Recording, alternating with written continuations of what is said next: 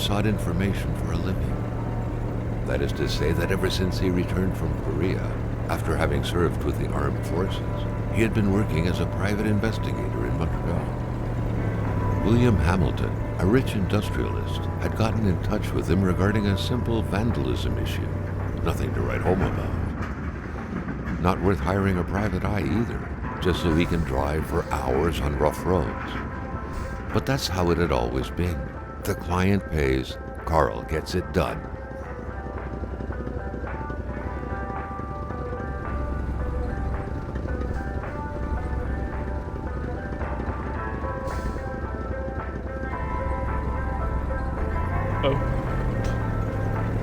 They had set up to meet at the general store, his client's business.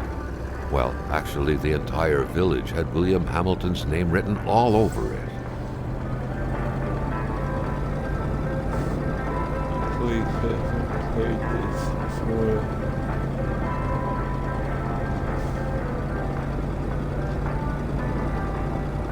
When the roads were bad, muddy, or snowed in, it was customary around these parts to close them off. But it was also customary to ignore those signs entirely and drive there anyway.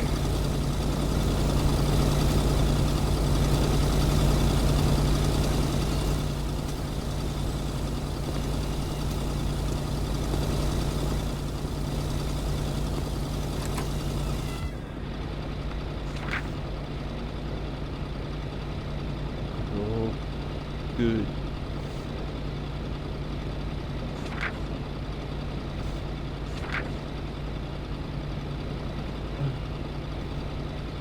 Run back.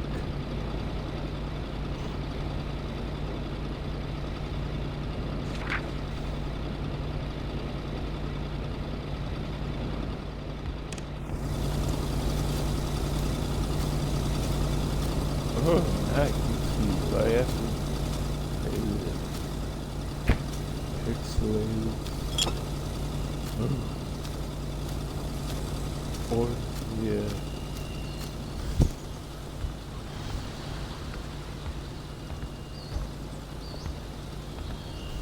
Creamy.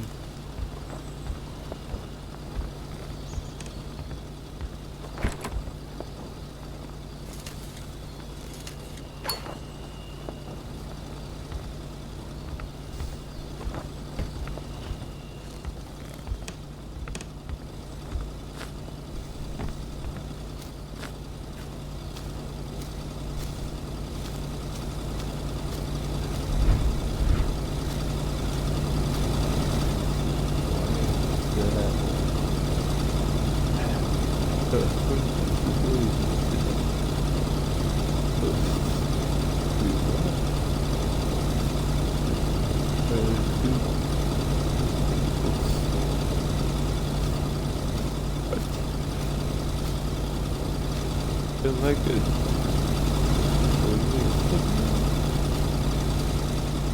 Hamilton never mentioned a road-blocking barrier. Why was it needed here in the back of Beyond? That would, however, be a mystery for another day. Carl had waited long enough for someone to come and raise it. Still not a soul in sight. There was no point in waiting any longer. Carl had to figure this one out by himself. Hamilton is waiting for Carl in the general store.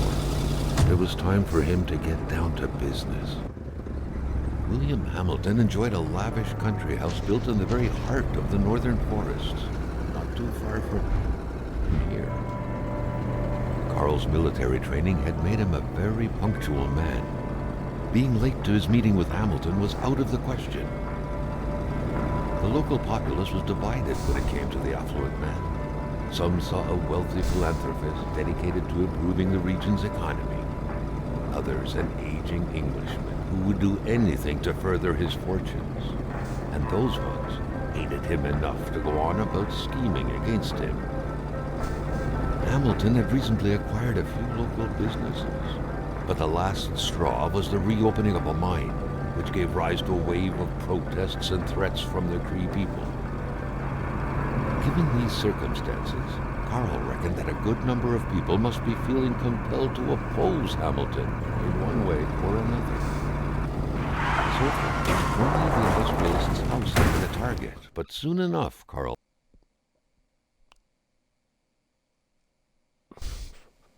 Okay, 3 hours later.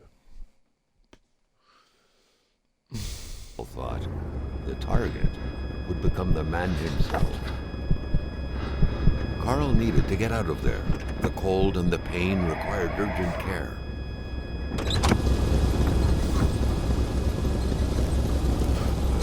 Soon as I have food, water.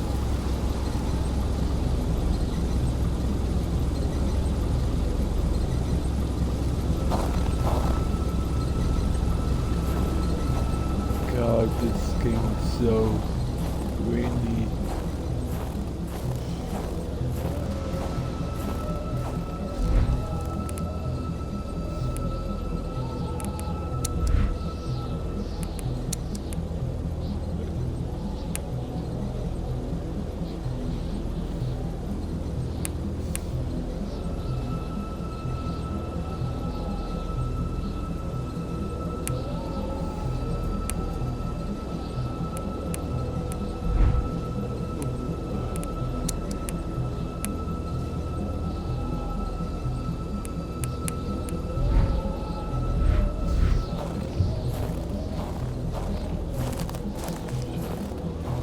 Carl wondered how long he would have to endure this skin-stinging cold.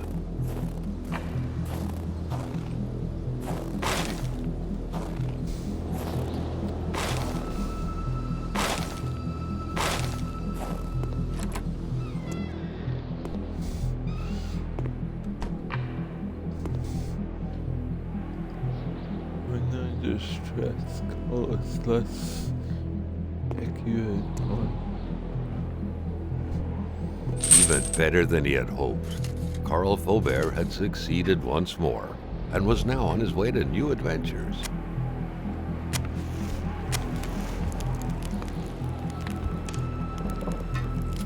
nice.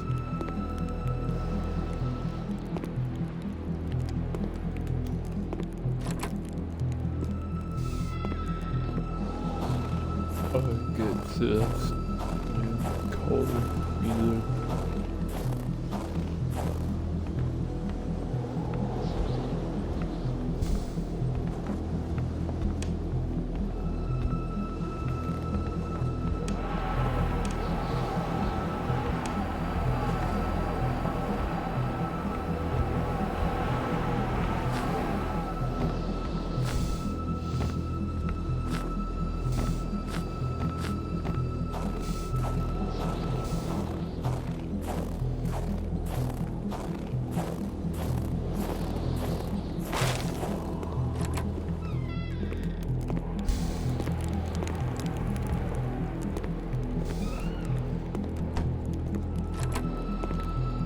Yes, that's it.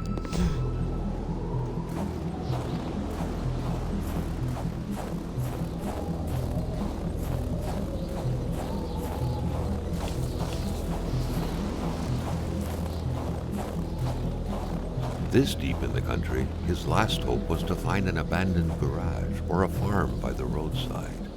His life depended on it. I have to go that way.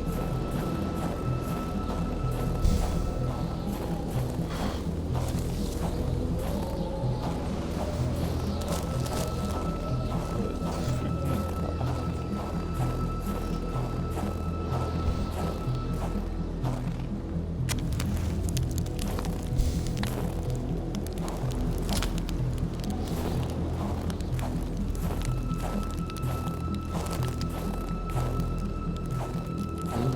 Okay.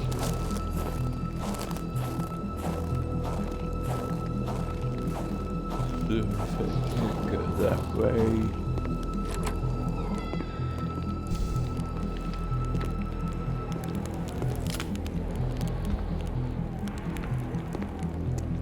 Where the heck do I go?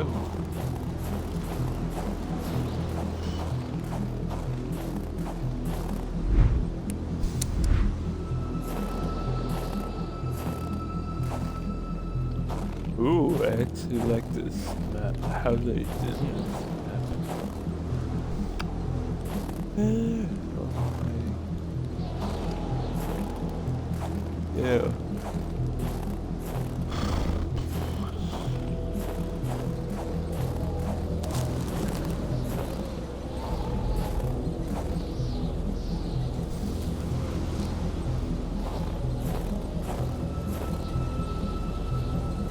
Oof, that seems far.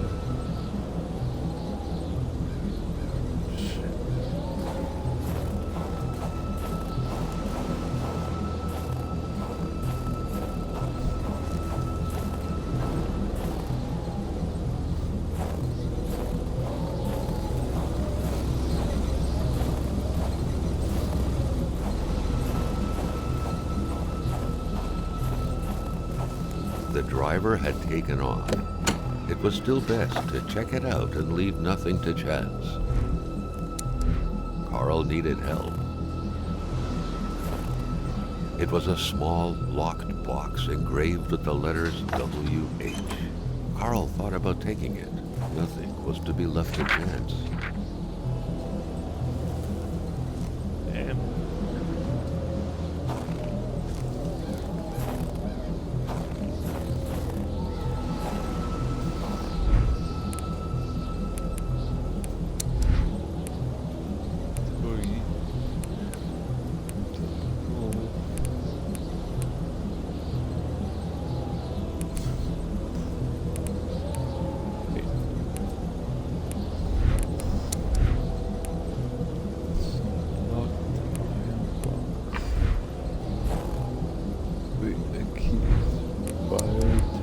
Carl, like many of his contemporaries, felt like he had more trouble breathing when he wasn't smoking. Cigarette was his own personal breathing assistant. I don't know the breathing assistant.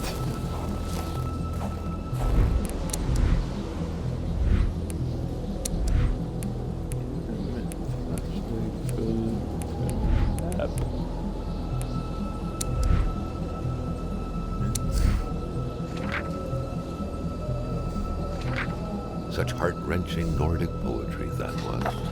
But Carl didn't care much about flowery language. Visible, you keep meaning you defend sides. Scratches did not stop Carl. His mother would be so proud.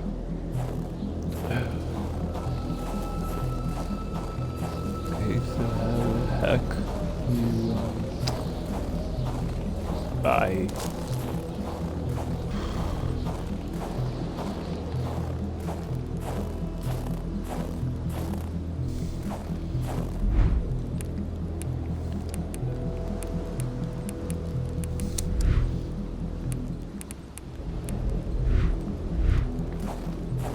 Wait, I bet here the camera.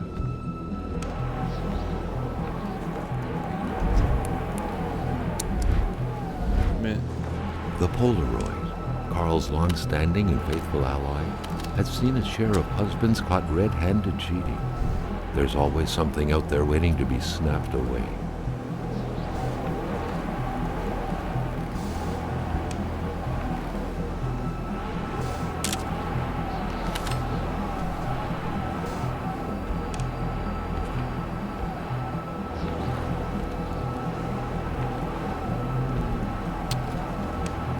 no.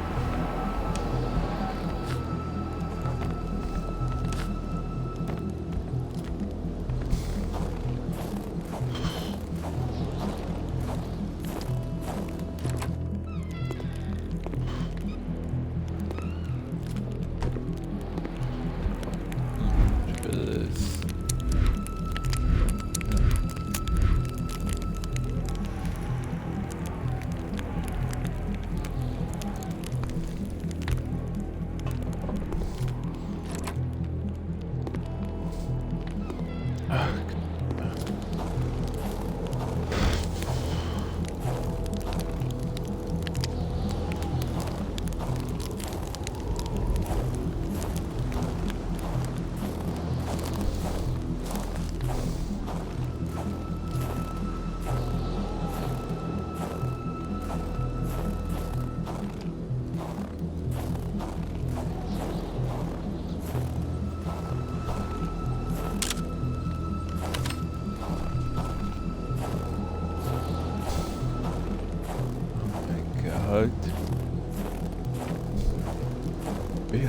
see that.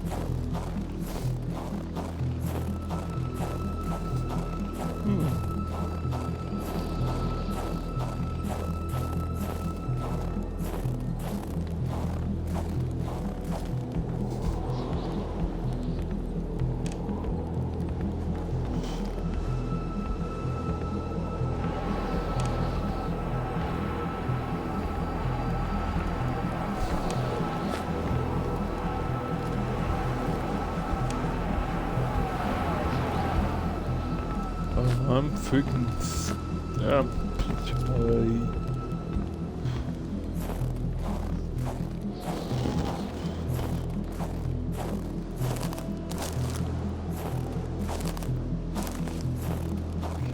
There.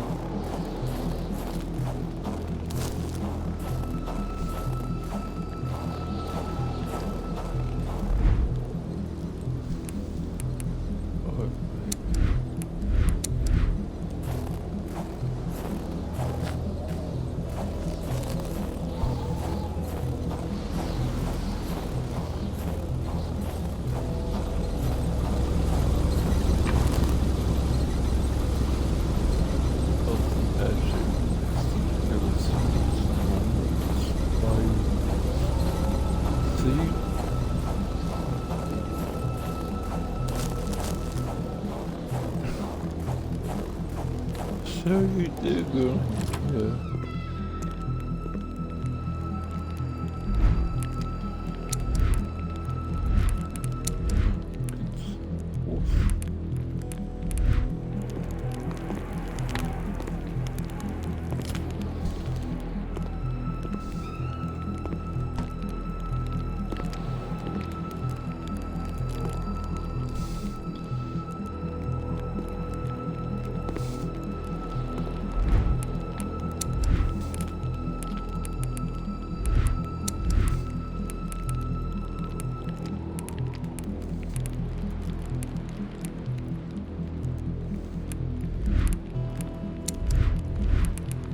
Carl, ever diligent in his work, always carried his log on him, in which he scribbled down thoughts and leads alike during the course of his investigations.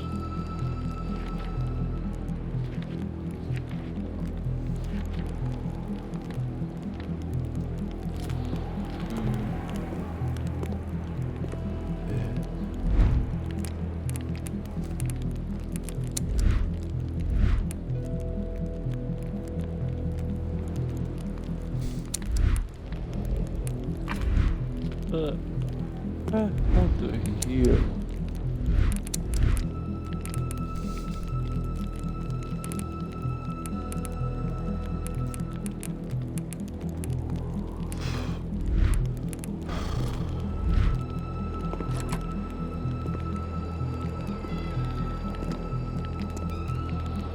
I know this is.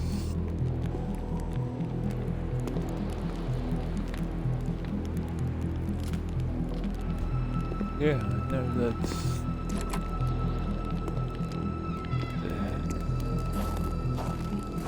Why can't I...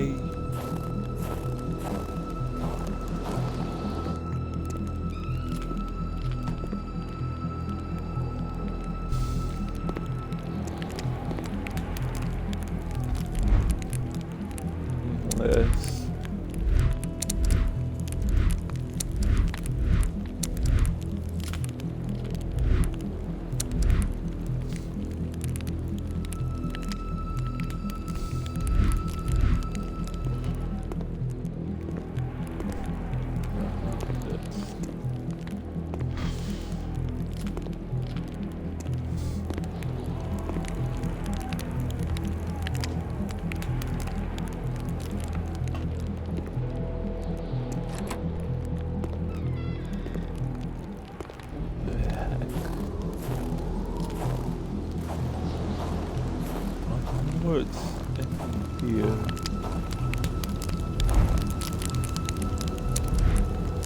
No. Yeah.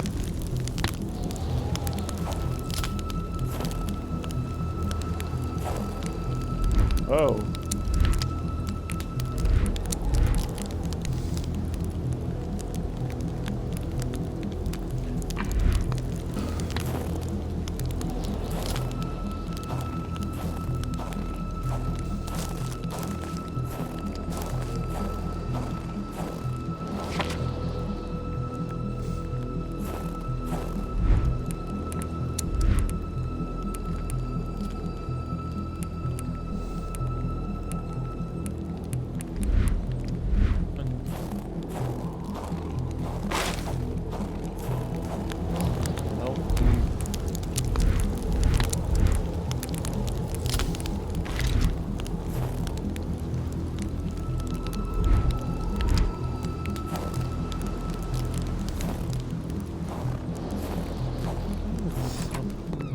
Yeah.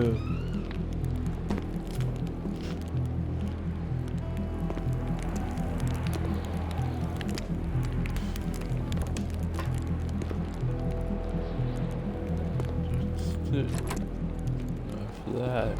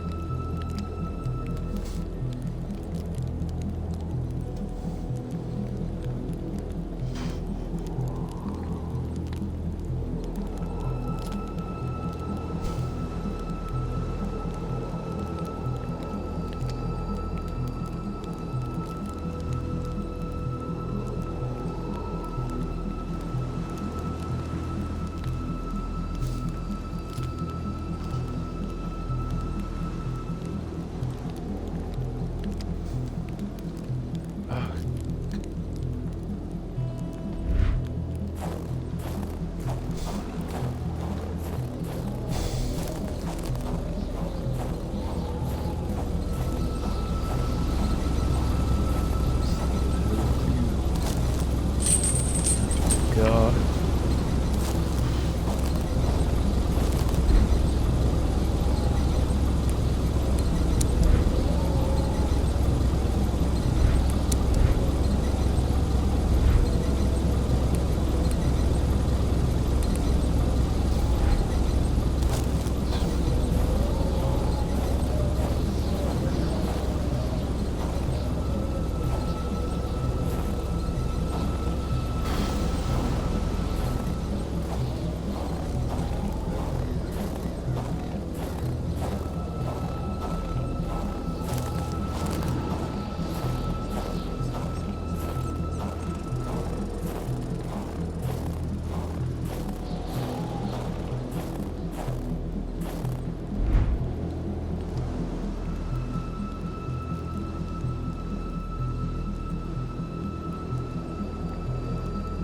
Where the hell did he get that from?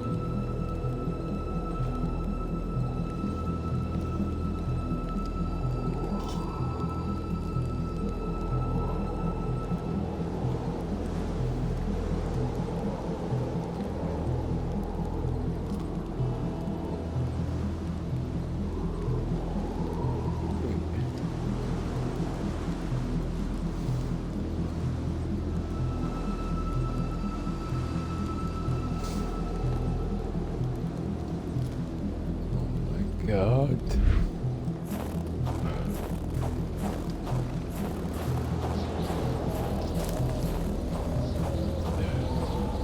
How the heck was this over there?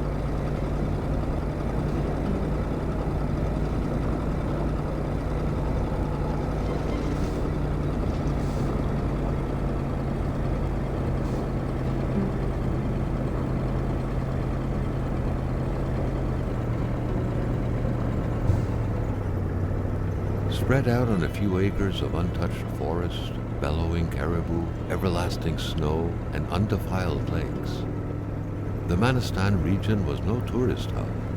It was said to have been populated for millennia by Cree people, and ever since the industrial era, by the metal mining industry.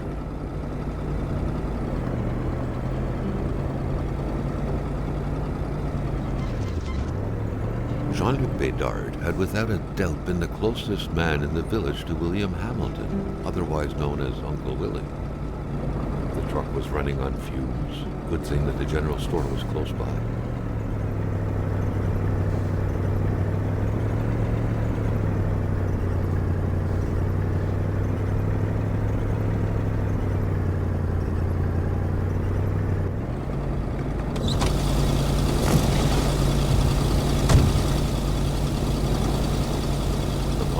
Surrender their divine nectar so easily. In all likelihood, they had to be switched on from inside the store.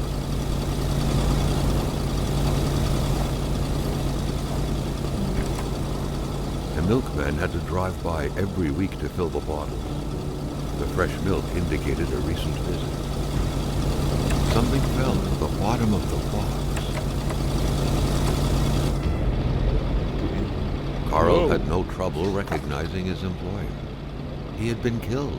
There was no need to be a detective to figure that out. But only a detective could have noticed that the killer had to have been very close, that the fatal blow had been given before the victim even realized. What could be inside that envelope? Carl was taken aback. He knew this address. It was said to be the address of the P.O. box for the Canadian Secret Service.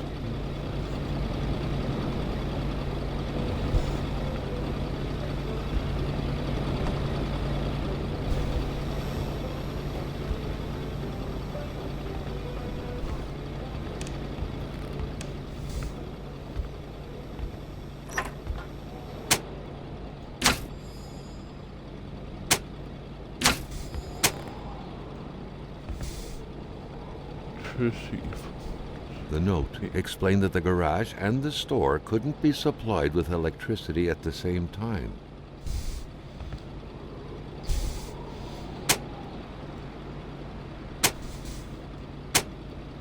Wait. Oh, I see. Electricity.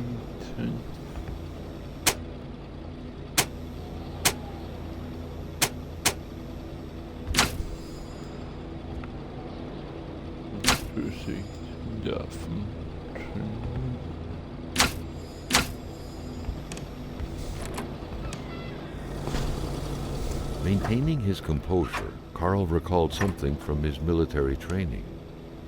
Wolves always stay away from populated areas. Wait, was it about bears?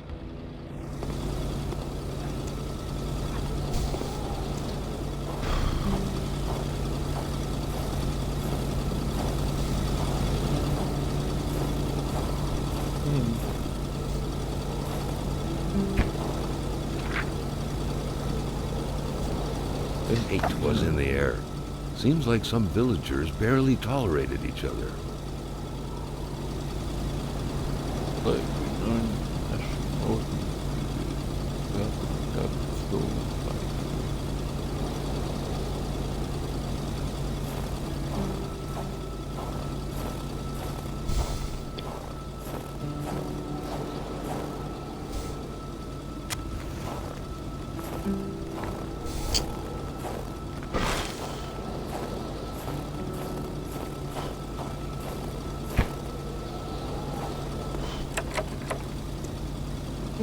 key.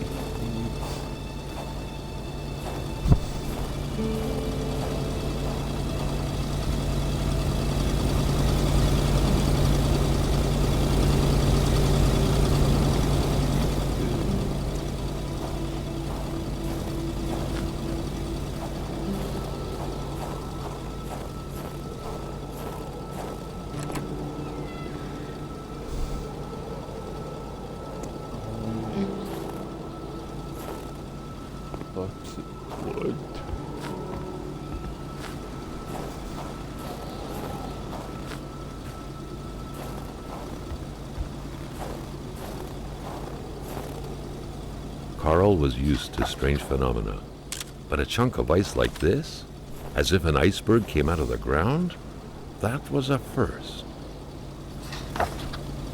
Is it for you?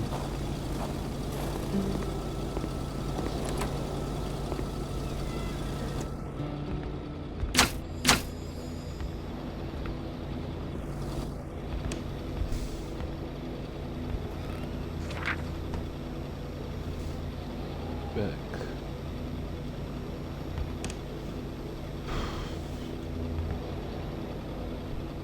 General store / post office.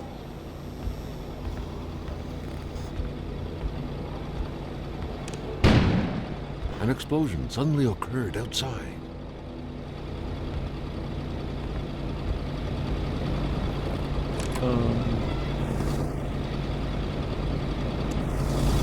Okay.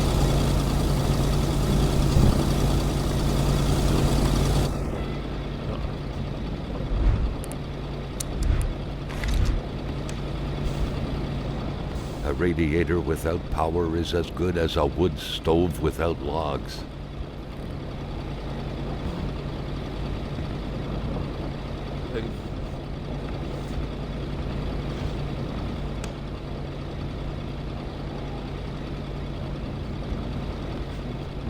Syrup. Oh my god.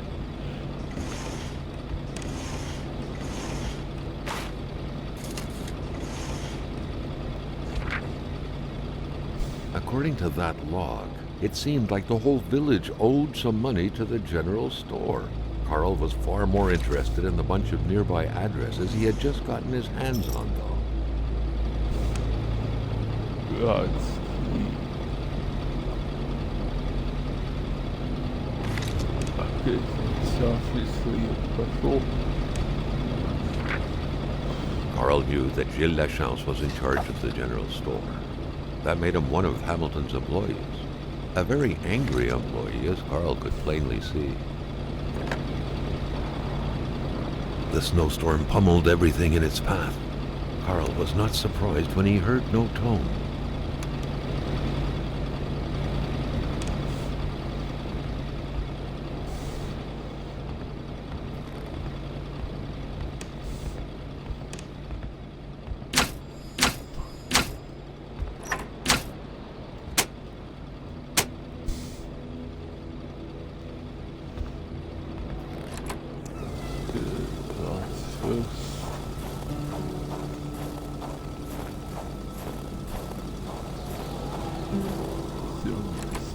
Yep.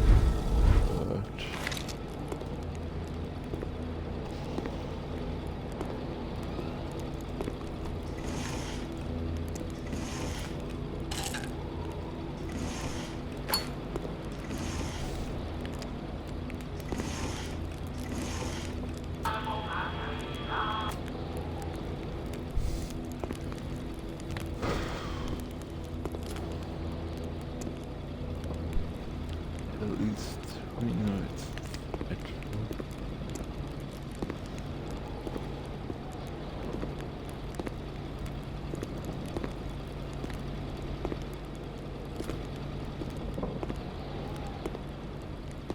Staring intently at the controls won't be enough to make that lift budge. The poor thing was out of power.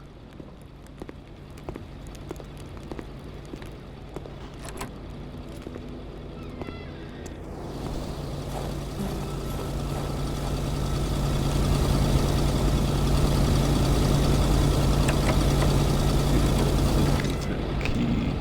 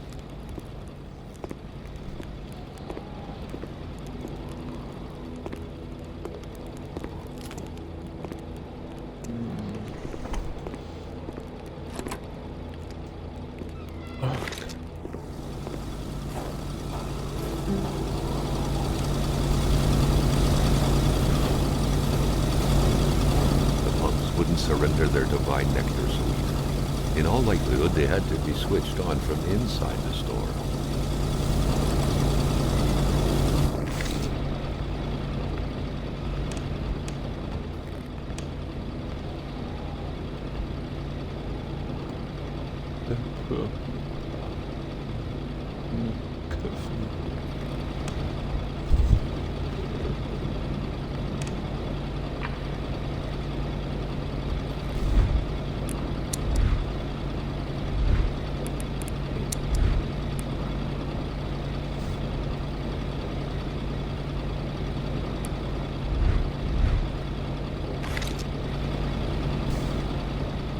First aid.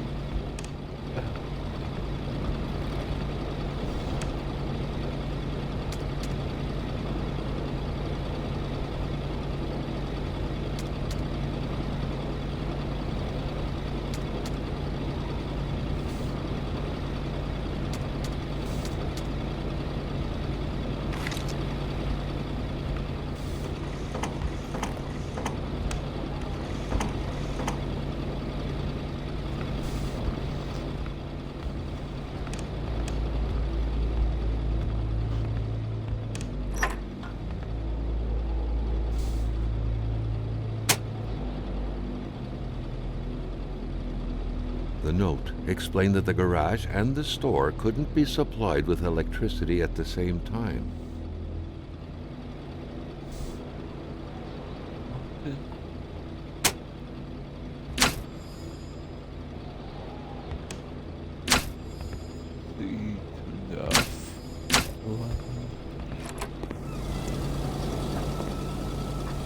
Carl was no electrician, but he could identify a wiring problem when he saw one.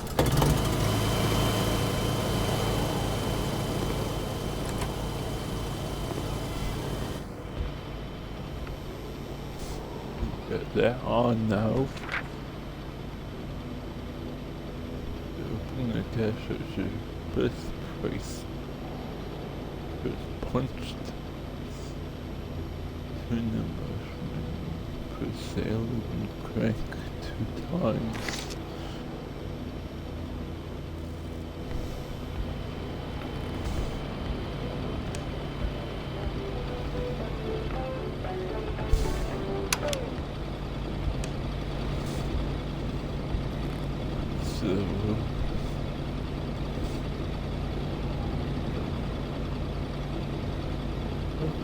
Okay.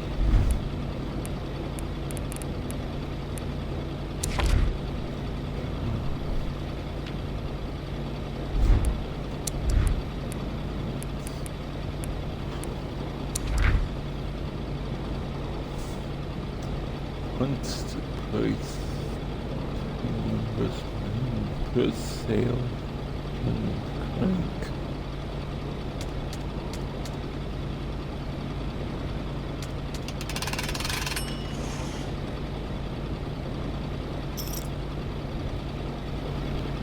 It's easy. As people lots. The murder weapon. What was that doing there, Carl wondered. Hamilton must have been determined to keep some information secret to host this key. Shame he got unlucky. Oh. Everything made sense now. Poor Hamilton's denunciation was interrupted, and he figured it would be best to lock everything up and send a key to his correspondent, who would receive the box later on. Clever, but not enough. That's what happens to ordinary people playing spy.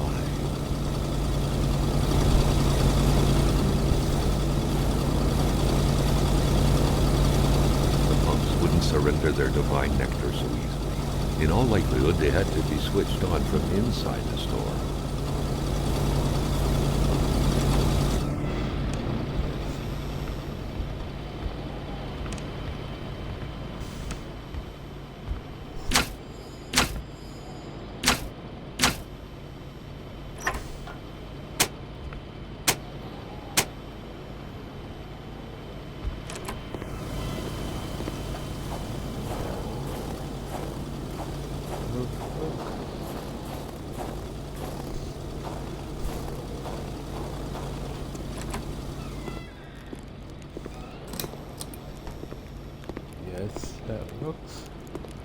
was making progress, Now, but the lift probably needed some more juice to work properly.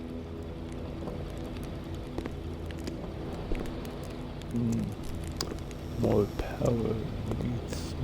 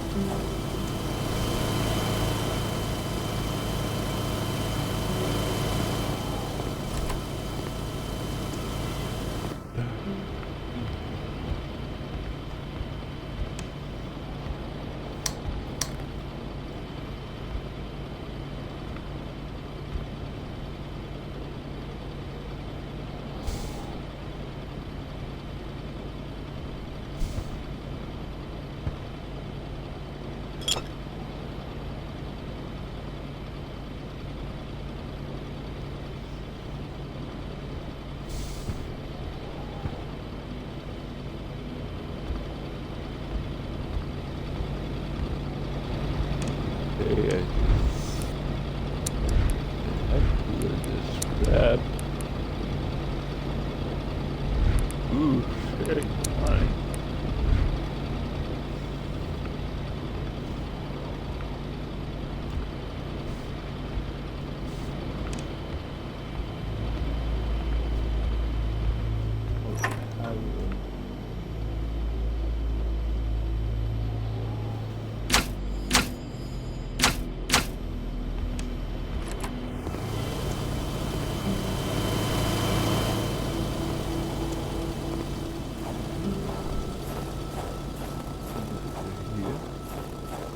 Carl felt that the store and its surroundings still held their secrets, and he didn't like to miss out.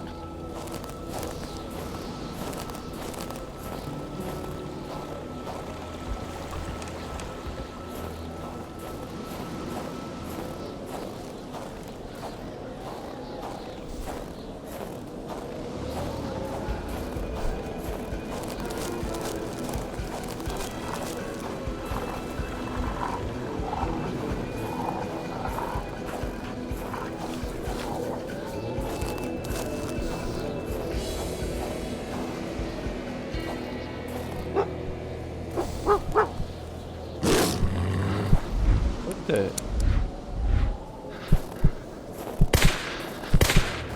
Carl never thought he would be dancing with the wolves.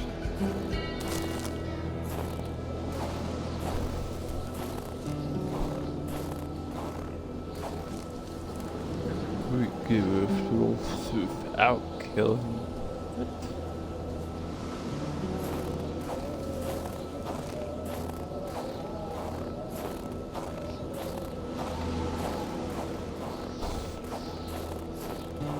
Okay.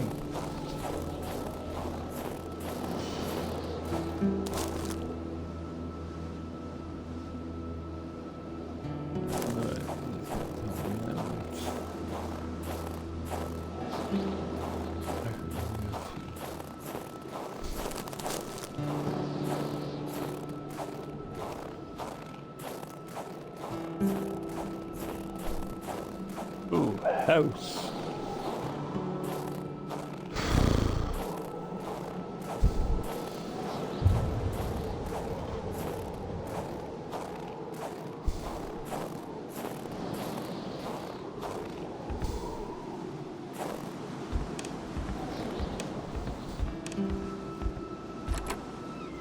The air was freezing, right down to the bone.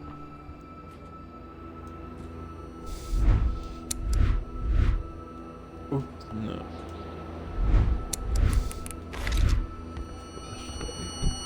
Was that the Lord Almighty's doing? A huge block of unnatural, glowy ice had swallowed that poor woman's body. What sort of supernatural force could have conjured this?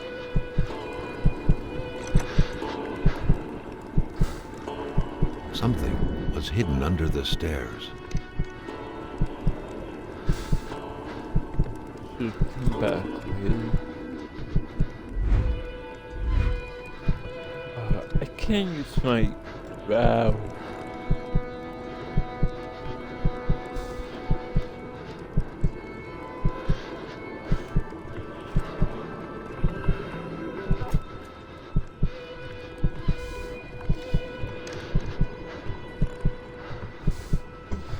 The man grabbed his rifle. Carl felt a sense of dread in him.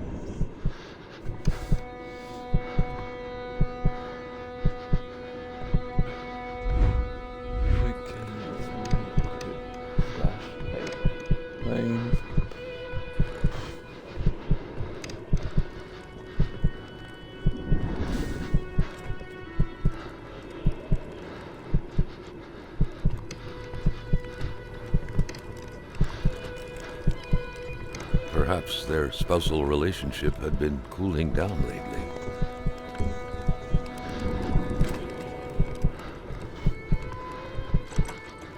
It seemed like secrecy was commonplace in this house.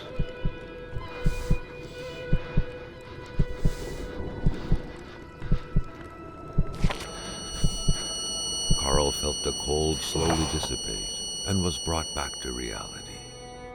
Giselle was now only ice, and all that was left of her voice was a diary.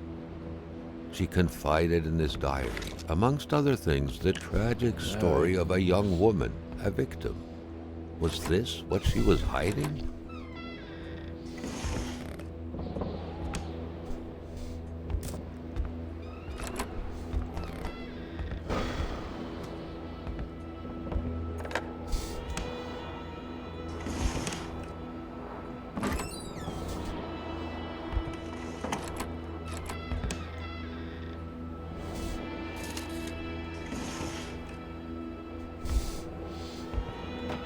That window had seemingly been left open for a while, Carl thought.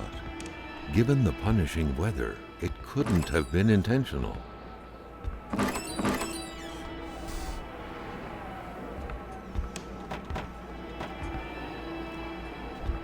I have yet to find a clock that works. Ah, moving. What a pleasant activity. Of course, you'll find the record player only to find the records weeks later in some random box. Carl had seen that kind of safe before. With its double-layered security system blending letters and numbers, its code couldn't be broken by the common burglar. Okay.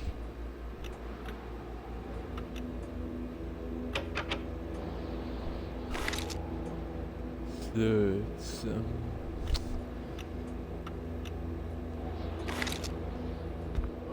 letter and 3 numbers.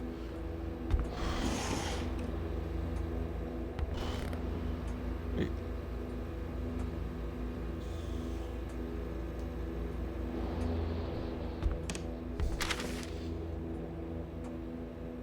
The general store, along with several more infrastructures in the area, had been acquired by wealthy industrialist William J. Hamilton. Perhaps the village should be rechristened Hamiltown.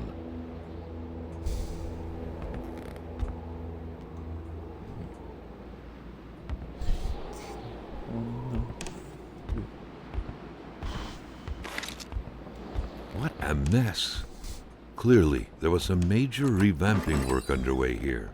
The place looked barely habitable. Oh, see. A nice white coating would restore the room to its charm of olden days. Beautiful portrait of Gilles and Giselle, bound together by the chains of conventional love. Box full of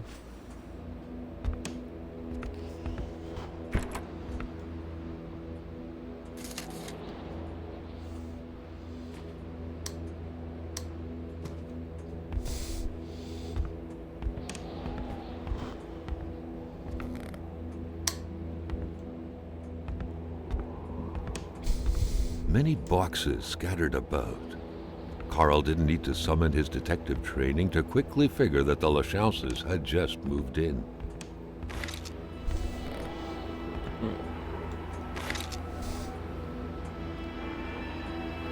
oh.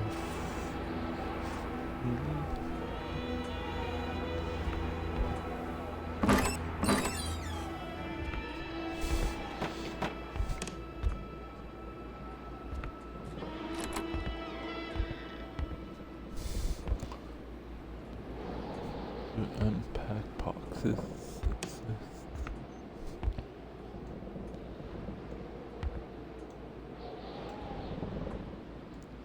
Flip, wait, flip up puzzle.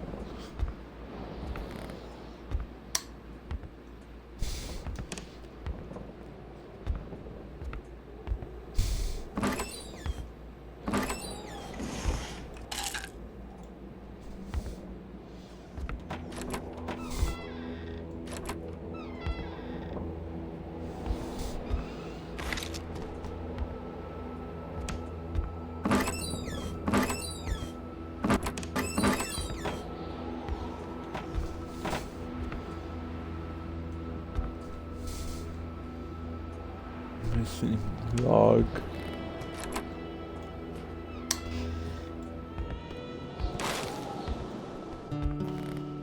Wait. That window had seemingly been left open for a while, Carl thought. Given the punishing weather, it couldn't have been intentional.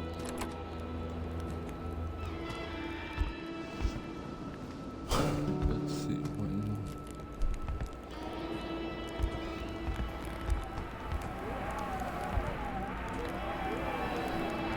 Oof. The tail is fake.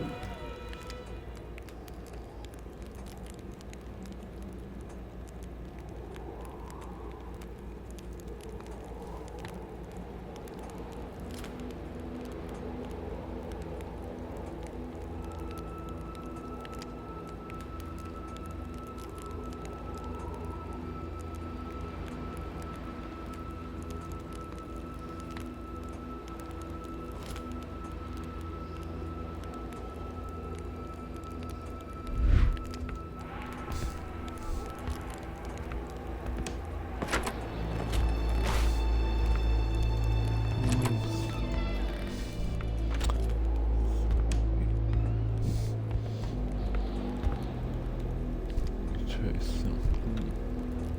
Eight. Oh.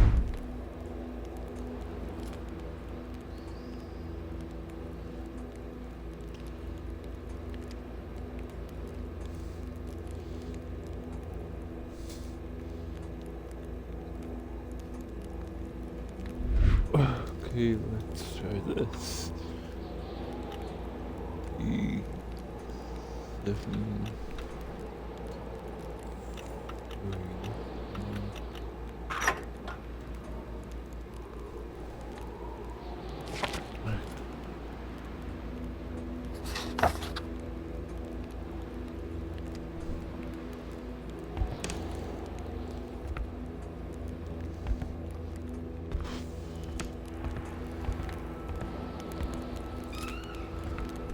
The pot was cold, and the stew inside wasn't cooked. It's likely that poor Giselle was slow cooking it before she got snapped. What a waste. Yeah. Looks like the holes in that puzzle are there to stay.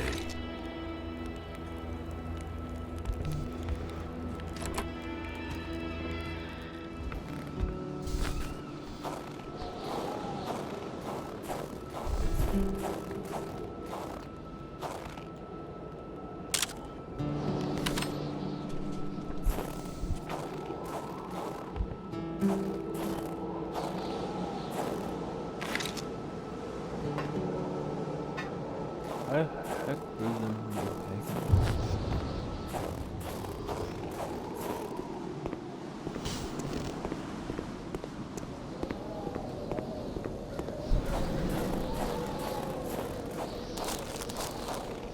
Oh god.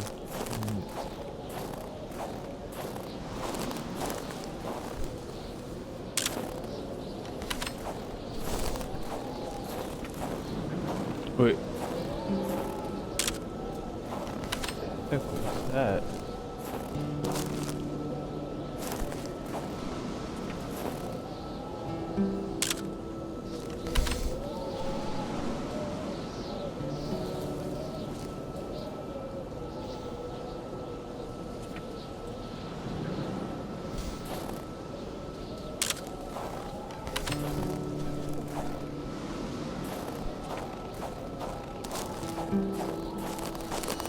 shiver ran down Carl's spine as he glanced over another body trapped in ice. Indeed, the scene was quite chilling.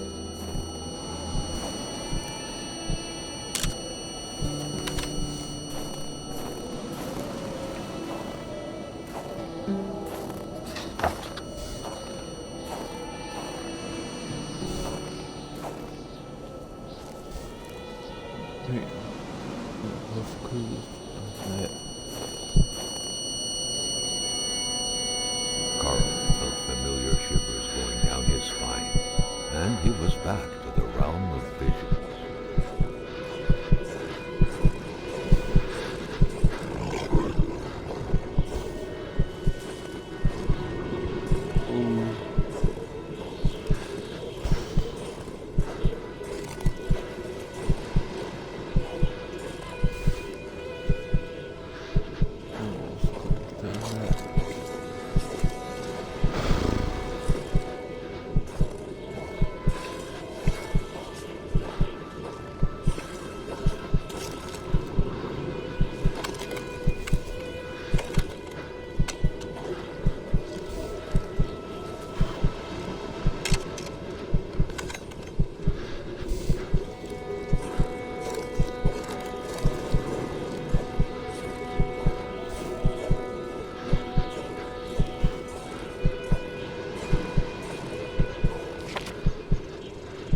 To all appearances, this was a hunting log. Better yet, a war diary.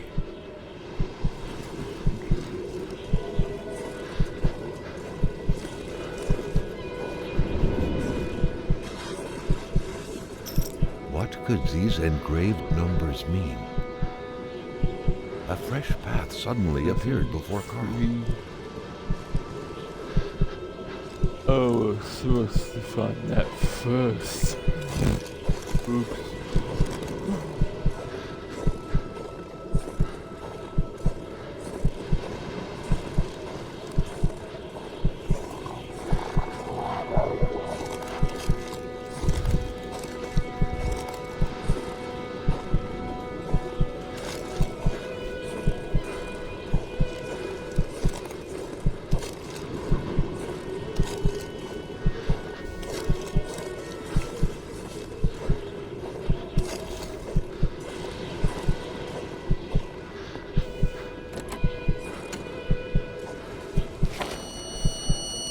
The vision slowly faded away, like an icicle melting in the palm of your hand. Carl, back in the real world, Right. now knew who the icebound man was. Gilles Lachance, the general store's manager himself.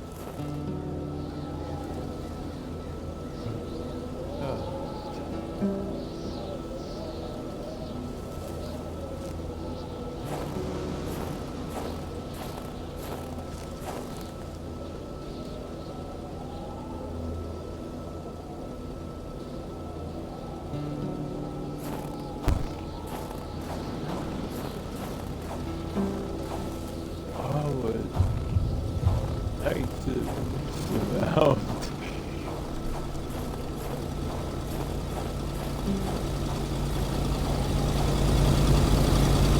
Given the circumstances, leaving with an empty tank would be a death warrant. Carl had to refuel.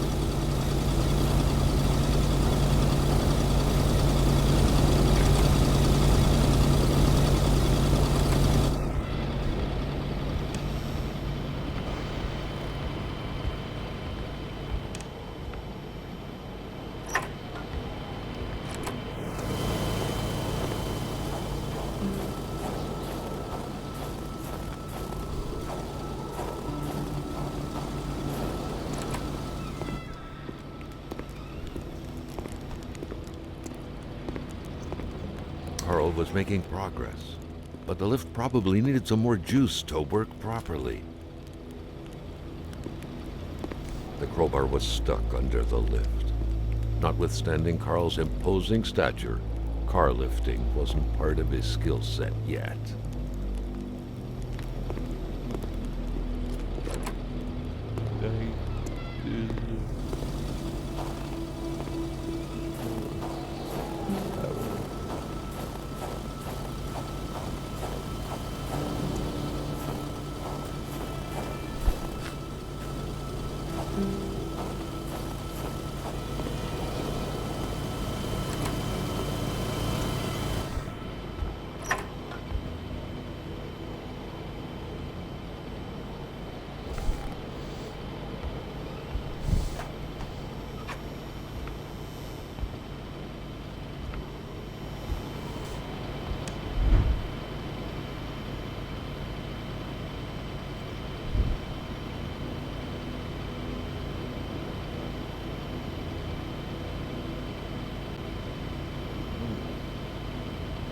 No vehicle.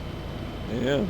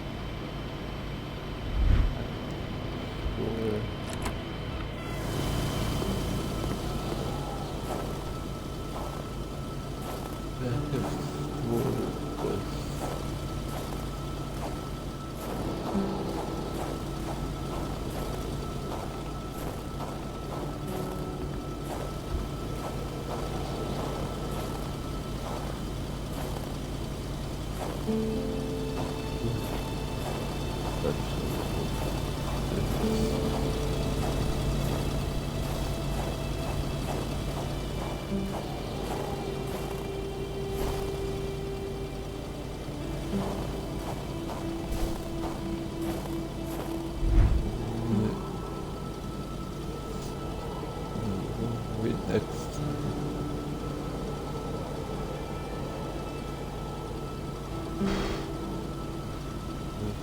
No.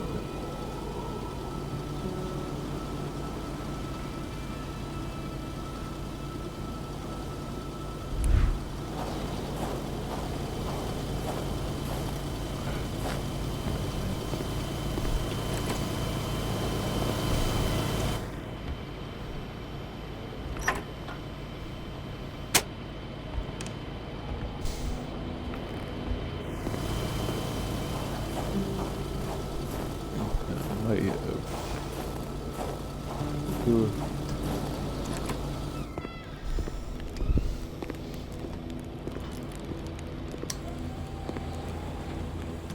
Yes. At long last, the crowbar was within Carl's grasp. Surely it would come in handy at some point. The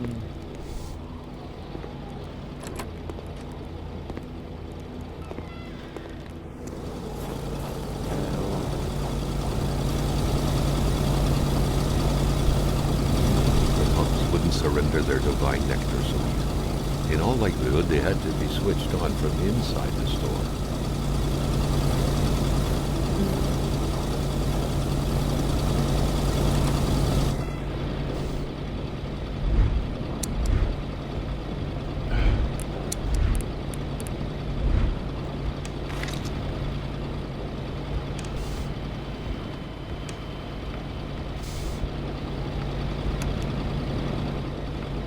Oh yeah. Good.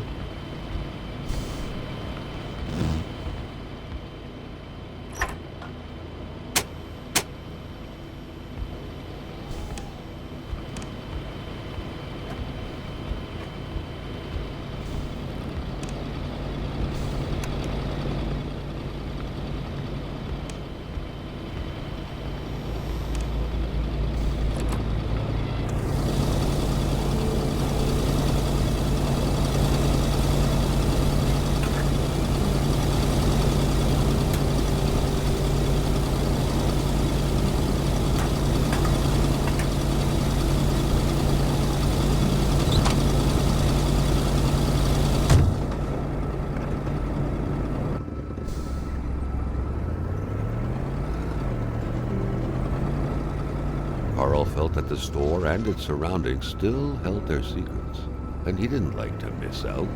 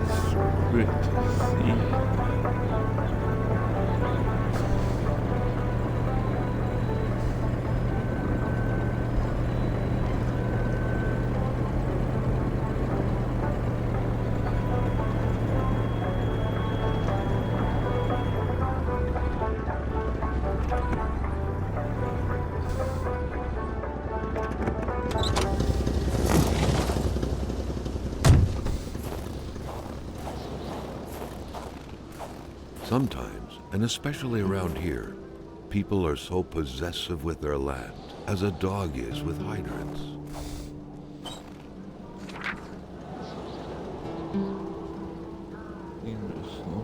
Jest spokojny.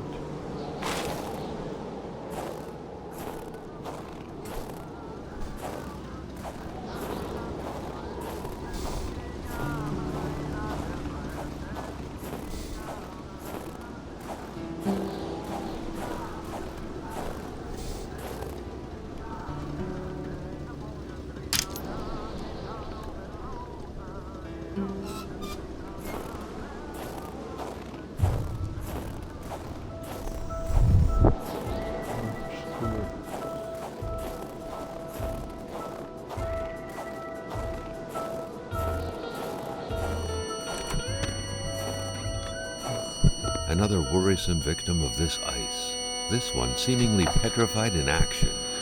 The poor man, before being frozen solid, seemed to have been defending the entrance to his cabin. But from what?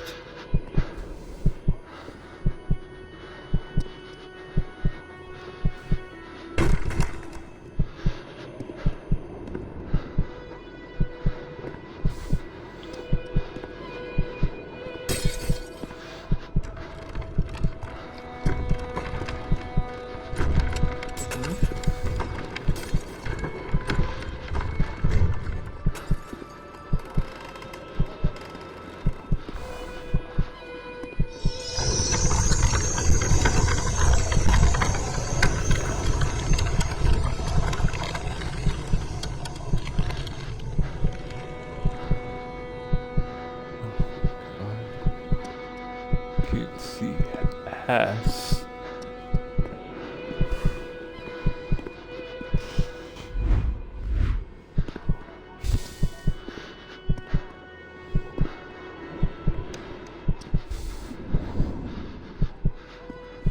Nice.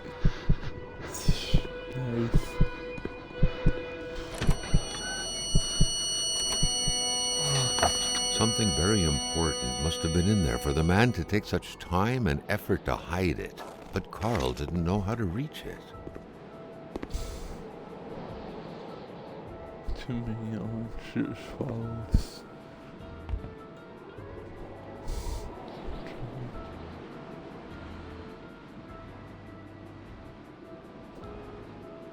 Let's see.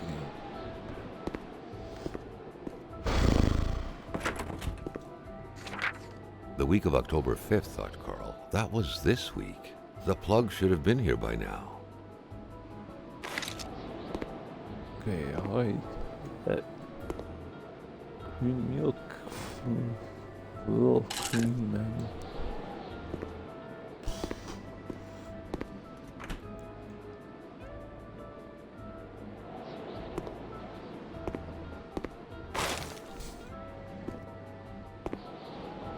Okay, this is the interesting.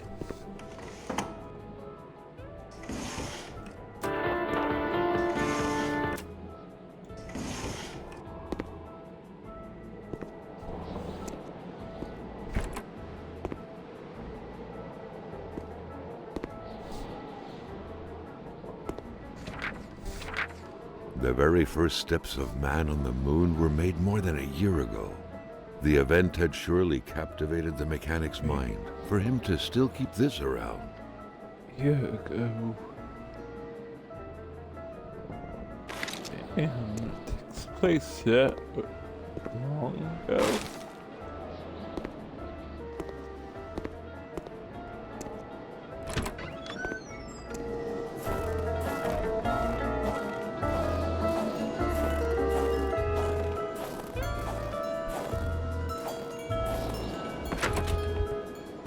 The milk was sorted by color, from the whitest to the greenest, or in other words, from the freshest to the sourest.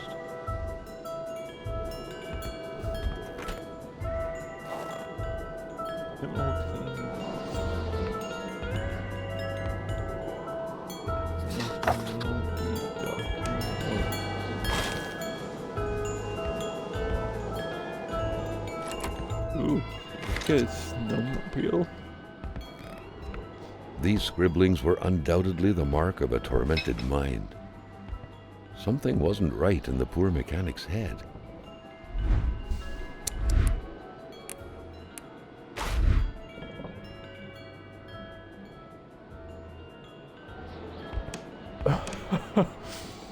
Something tells me neither that.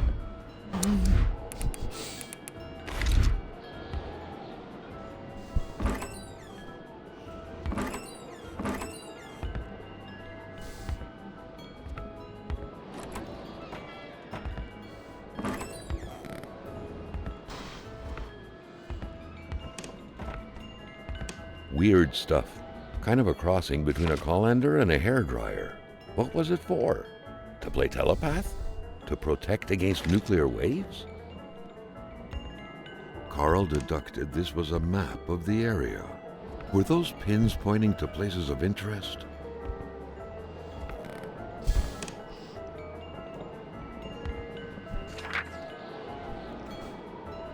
Roswell, Atamipek, same story. Large deserts conducive to extravagant follies.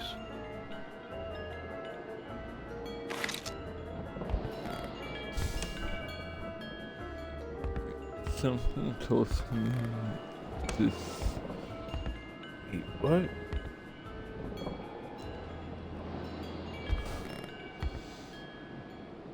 Okay, I need wood and rest.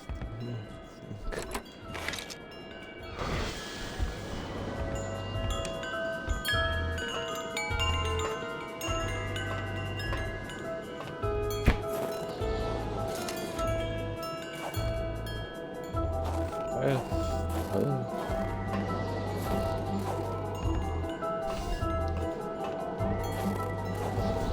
By following the plan, Carl was led to believe that the snowmobile's parts had to be scattered about in the vicinity.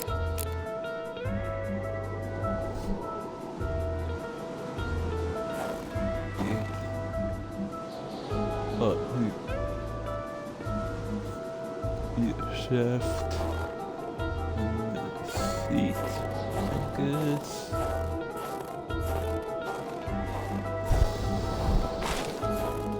Is the track.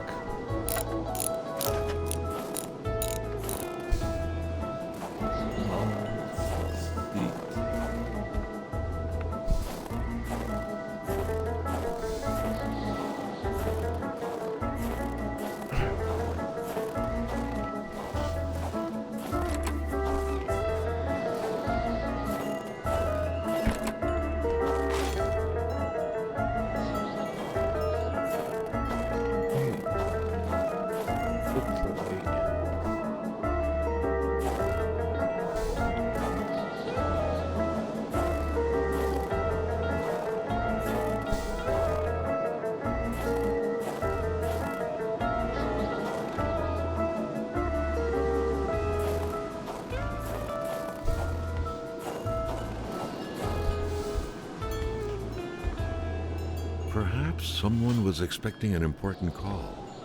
In any case, that person's in for a long wait. Carl already noticed that telephone services weren't provided in this area.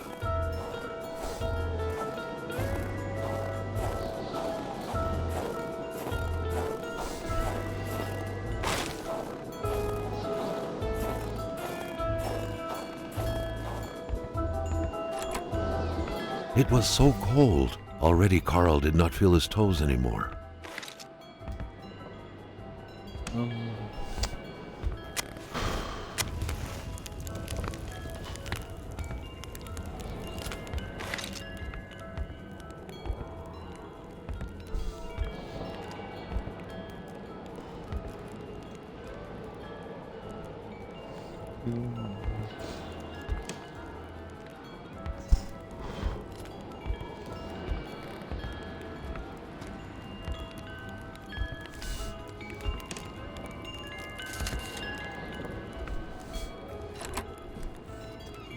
Film.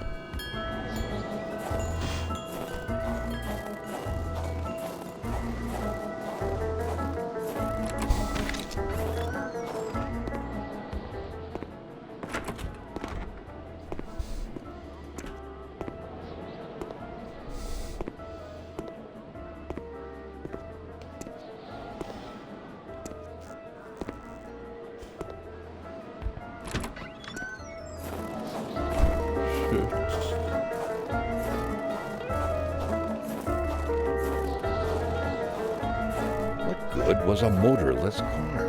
The mechanic sure had an odd way to go about repairing things.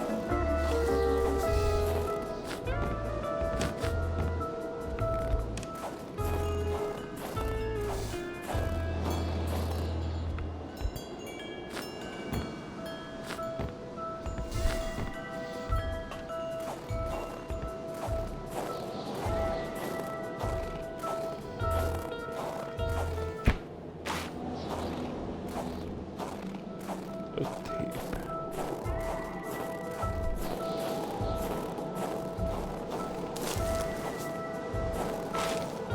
Carl hadn't lived up to his good finder reputation.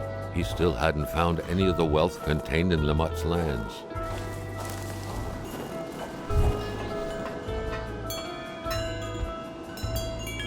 Nice catio. They say it's supposed to soothe the soul. But with this powerful gale that seemingly never sleeps, it was far more likely to get on anyone's nerves.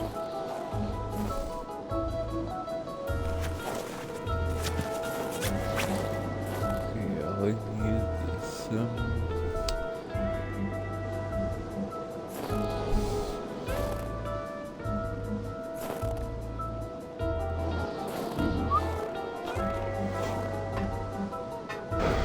Twifters.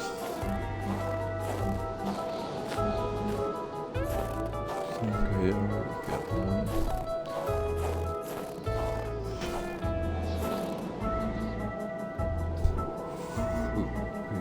Fuel gas can.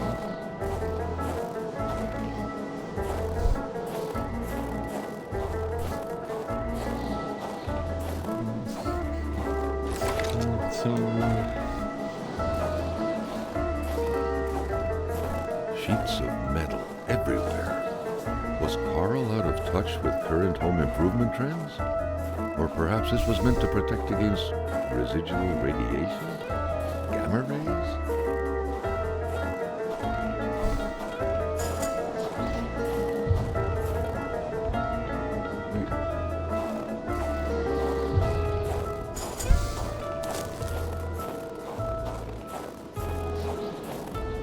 Well, this truck's not going anywhere. Where were the amputated parts? Carl grinned as he pictured a Frankenstein-esque car lying around somewhere made of parts from a dozen different vehicles.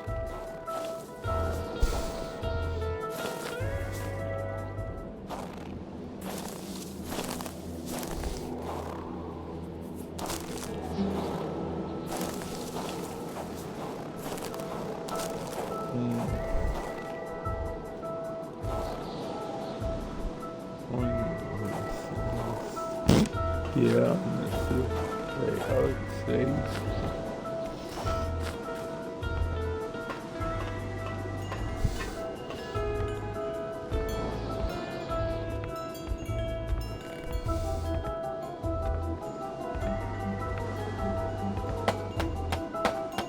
It was so cold. Already Carl did not feel his toes anymore.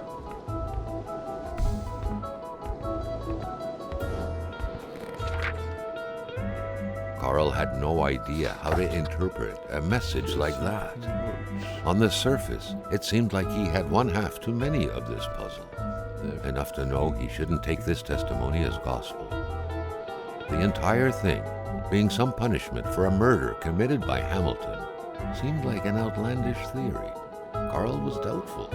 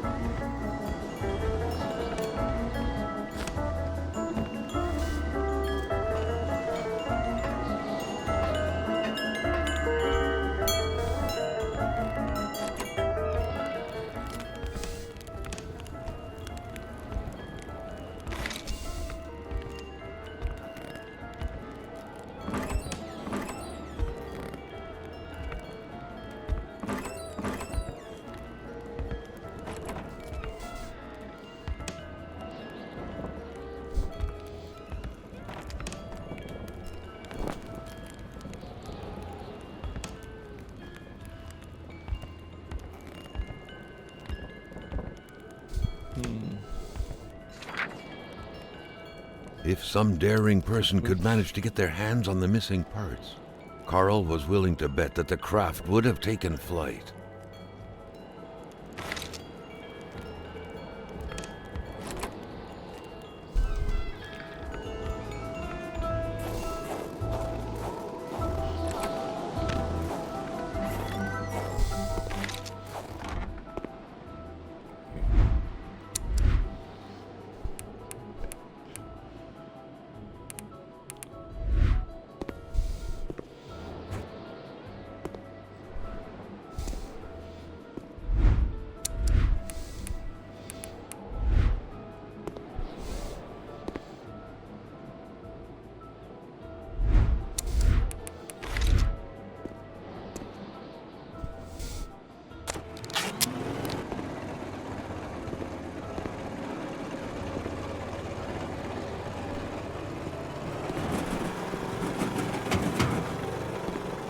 It was an indisputable fact that machines like this entailed a level of intellectual finesse that Carl was lacking.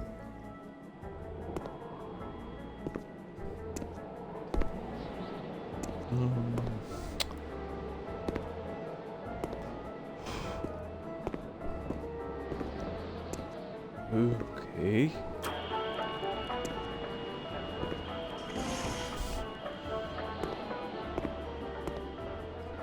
Is that all the sewer treatment?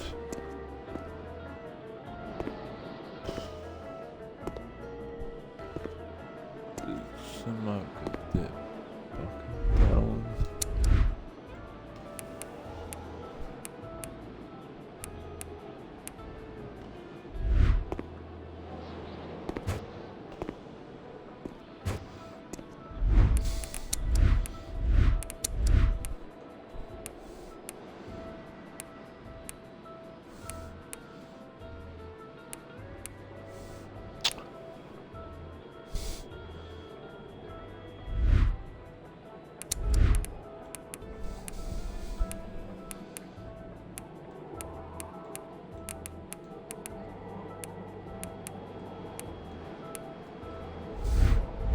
Yeah, phone snowmobile's key.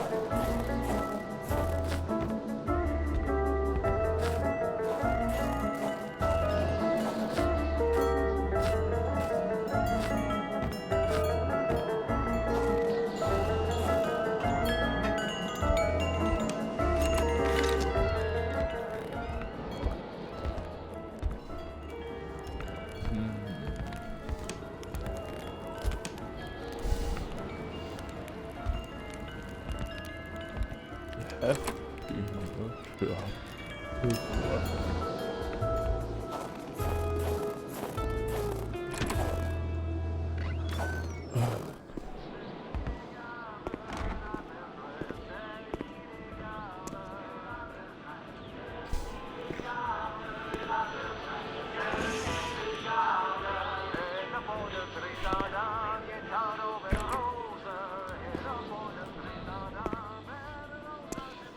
To all appearances, Carl concluded, the owner of the place had moved more essentials from his house inside the garage. Peculiar man indeed.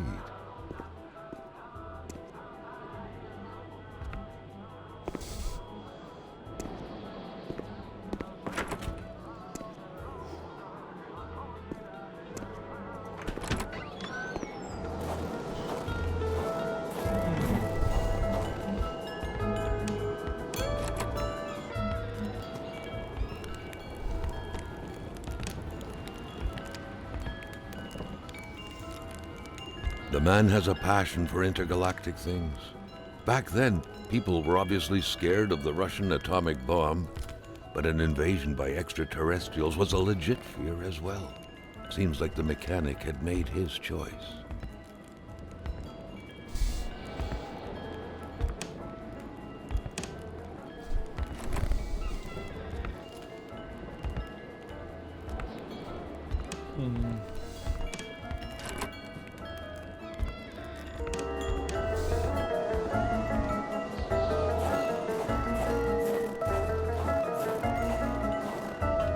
Snap at there.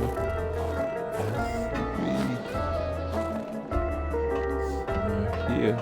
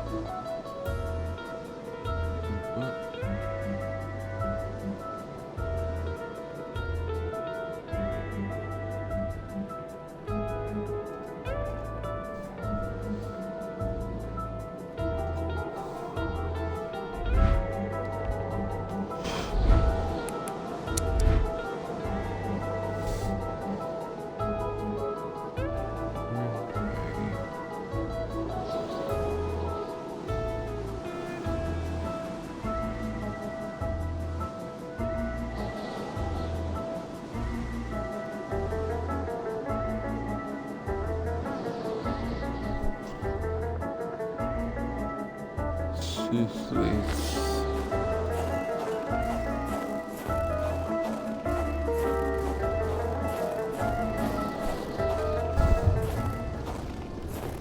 Carl still wasn't done with the mechanic's place.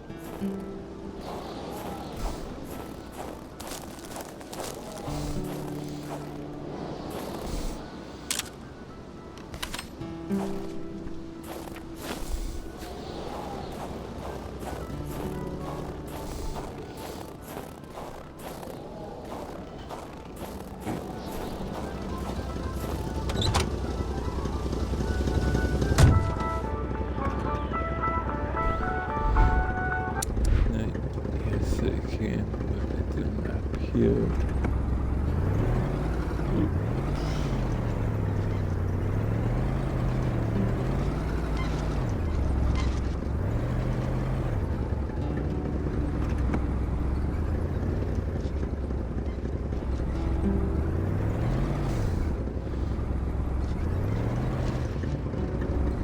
Oh god, bitch, drive.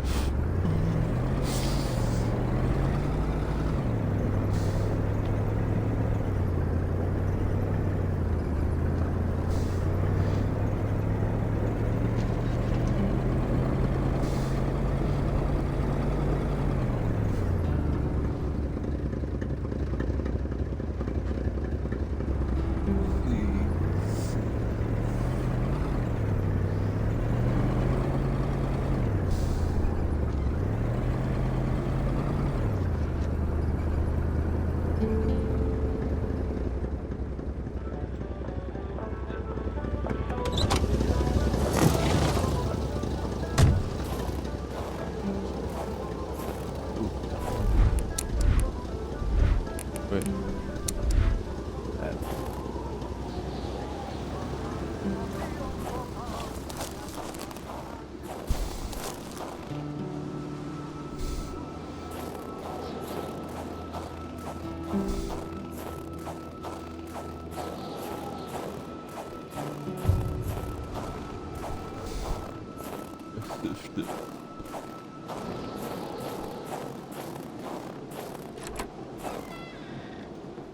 The place looked more like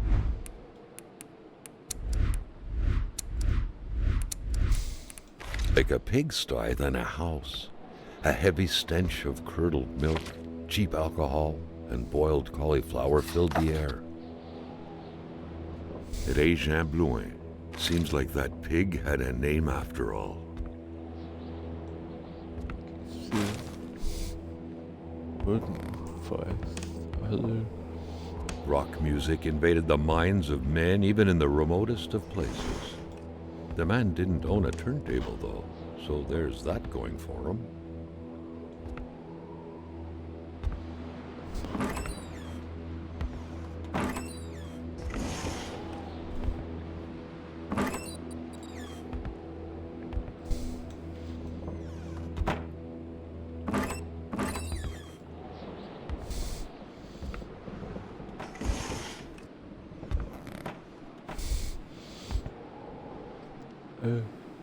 Good luck. You had to be out of your mind to cook up white whiskey at home. The all-surrounding stench of alcohol alone was probably enough to gas a man to death.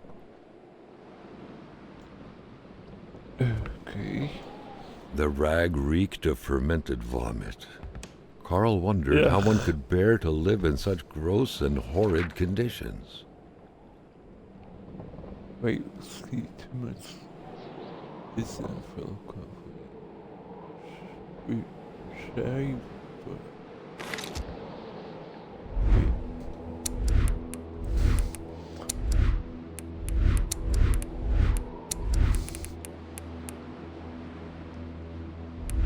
I never had that for a reason. Carl knew right away that the owner of this place wasn't a copper collector.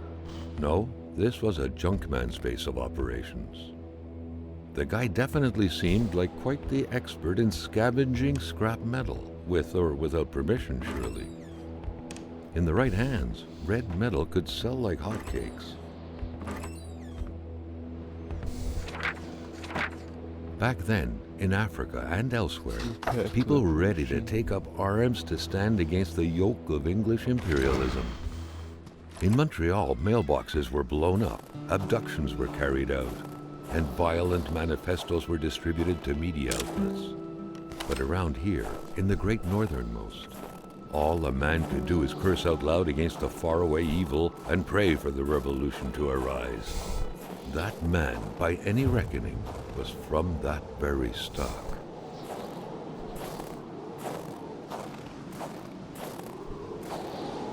With a homemade shooting range such as this, it wasn't hard to imagine a stray bullet ending its course inside the flesh of an unsuspecting passerby. Goodbye. Granted, Carl thought, there wasn't much in the way of passers-by around here.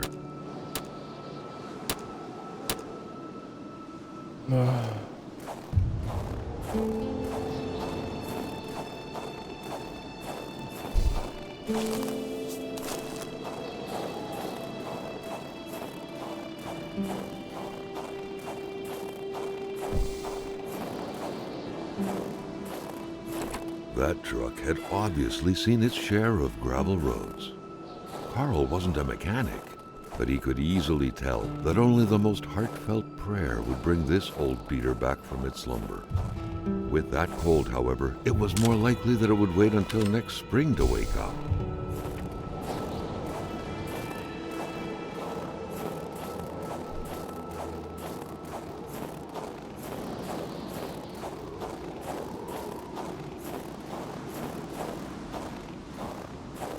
Carl wondered how long he would have to endure this skin-stinging cold.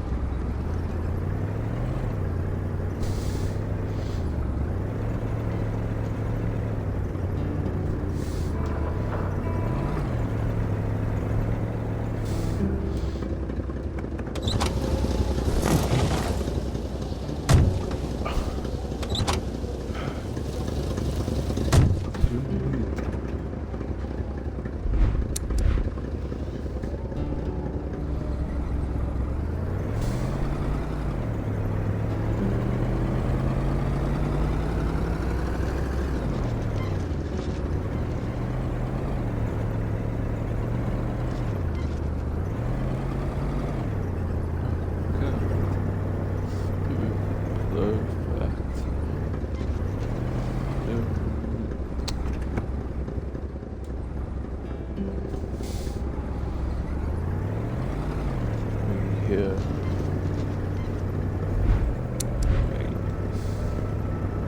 Yeah.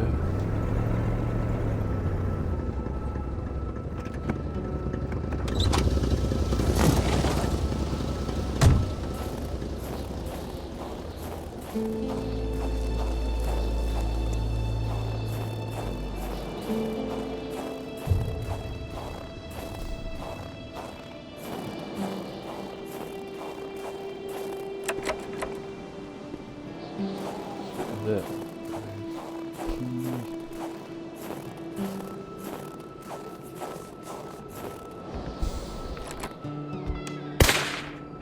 Oh, mon bonhomme!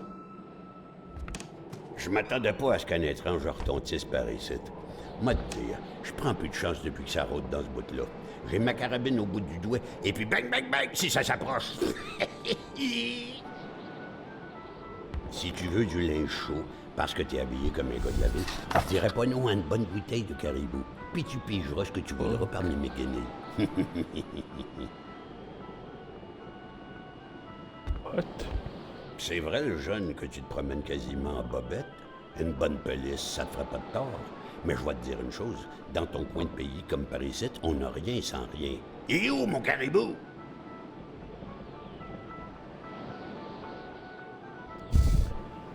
Crazy. 1, 2, 3.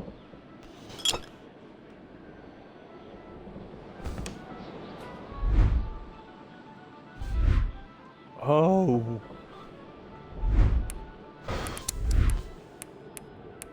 Okay, so, Gadon, ça ouvre l'appentis. Prends-la, je m'en fous. Perds ton temps dans mes déchets tant que tu rapportes du caribou. okay, so and booze.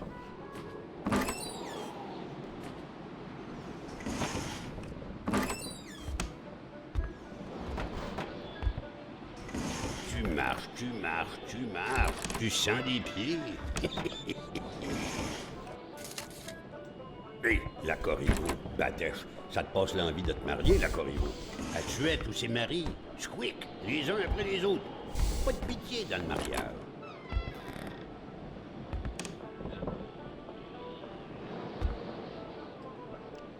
Ben oui, une couche. Tu peux-tu tout faire en même temps, toi? Oh. Wait, what?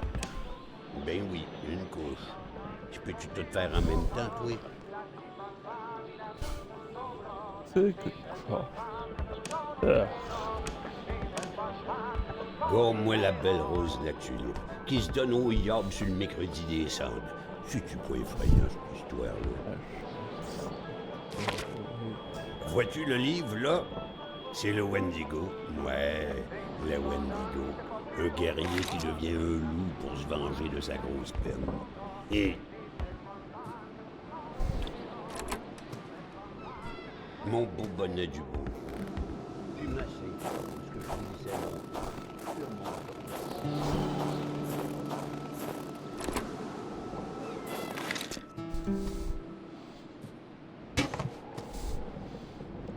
God, gas can. That.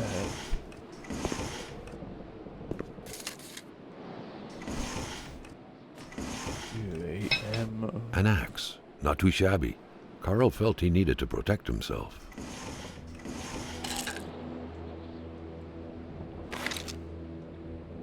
One lantern. So.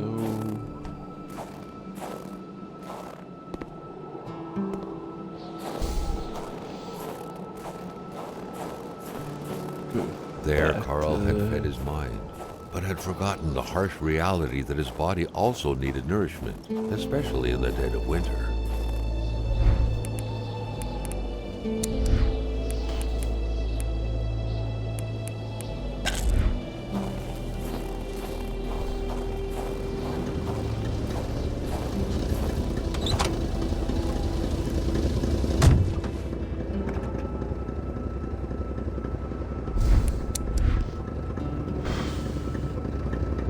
So, back to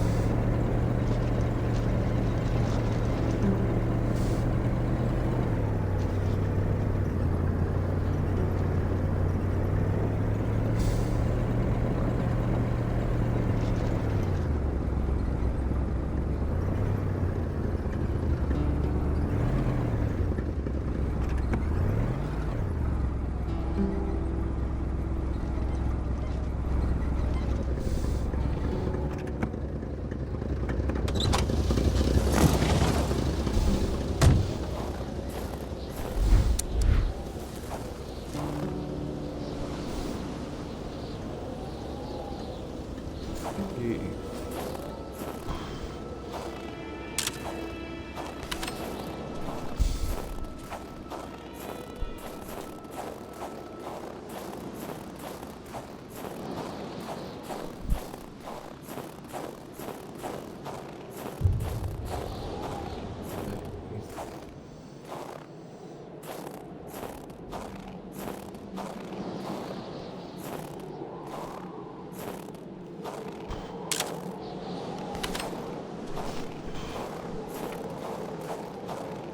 The cold seemed to be more brutal here than anywhere else. Oh, It that's seeped into long bones and cave. into every breath to get to the heart until it stopped. Oh, wow. Carl needed to be Damn. dressed in warm clothes to survive. Okay, so come back to that.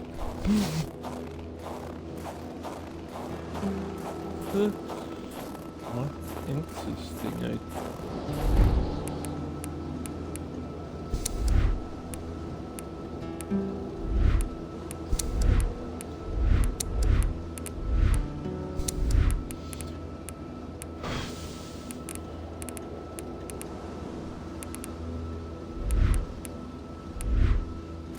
The cold was burning Carl. He would not hold up much longer. He had to warm himself.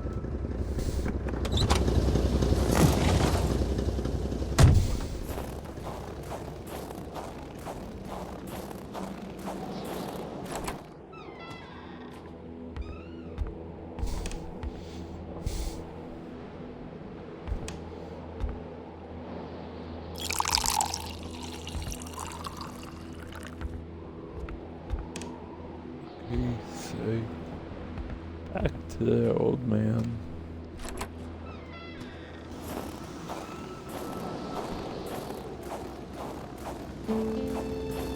Carl felt that it was mission accomplished with the wicked nectar in his hands.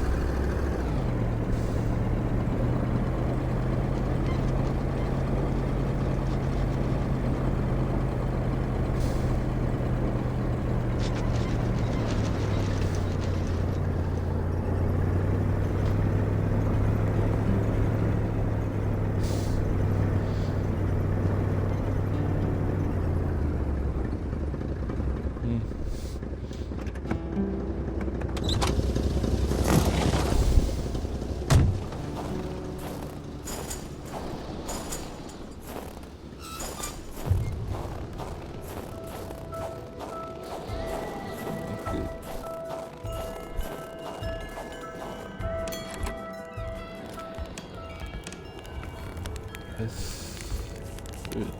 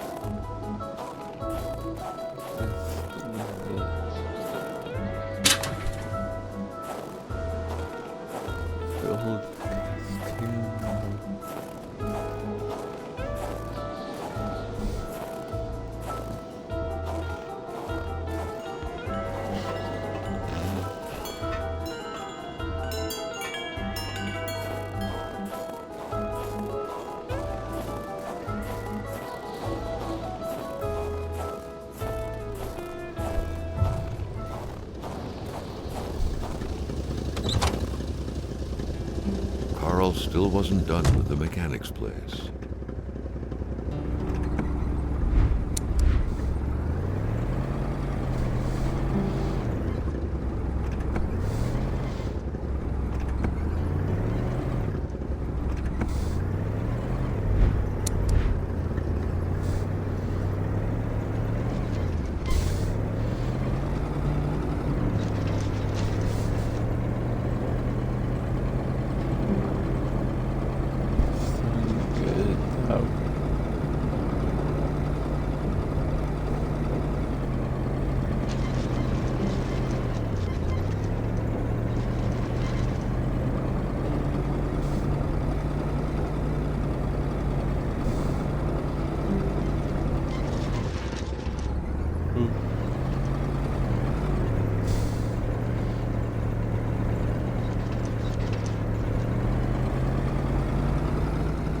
Let's see an interesting game.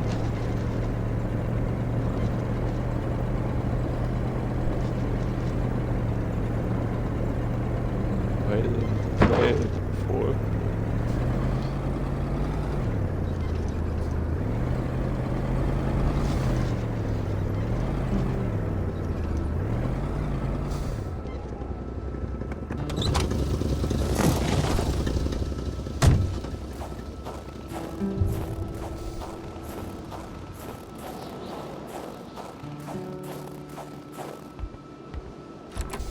Comment qu'allez-vous pour revenir de même? Ah, quand on cherche, on trouve. Parce que je t'aime bien, à cette heure, je vais te dire quelque chose. Tu fais bien de prendre ma pénice. Parce que par là-bas, tu vas rencontrer le vrai froid. Un froid qui glace comme t'en as jamais connu dans ta vie.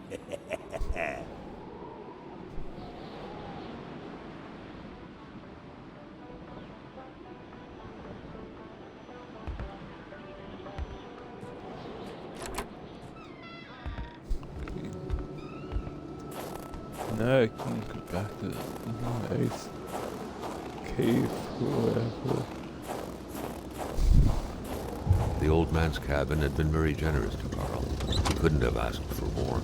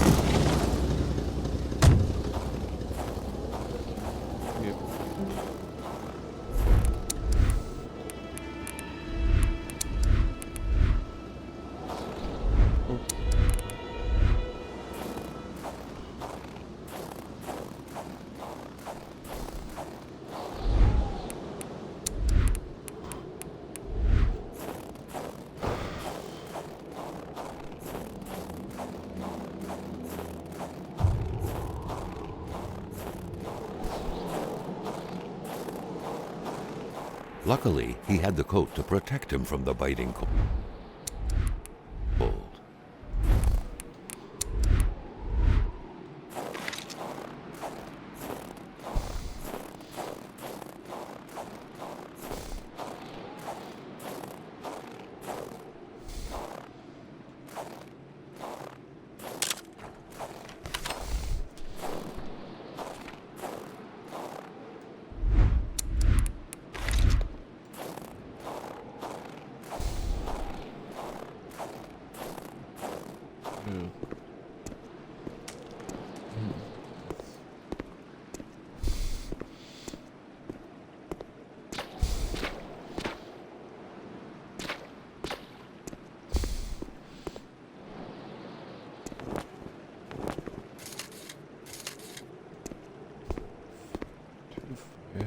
alles.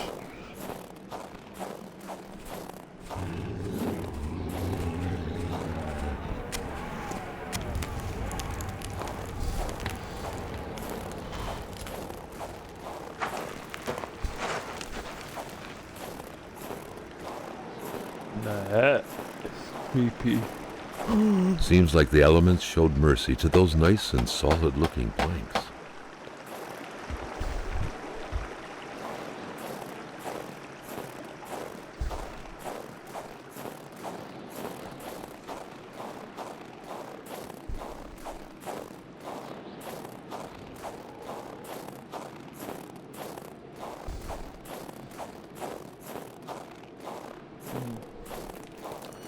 Another instance of this magic ice. Oh god. What was this one doing, lying on the ground, so afraid? The plot thickened like water into Slimy. ice.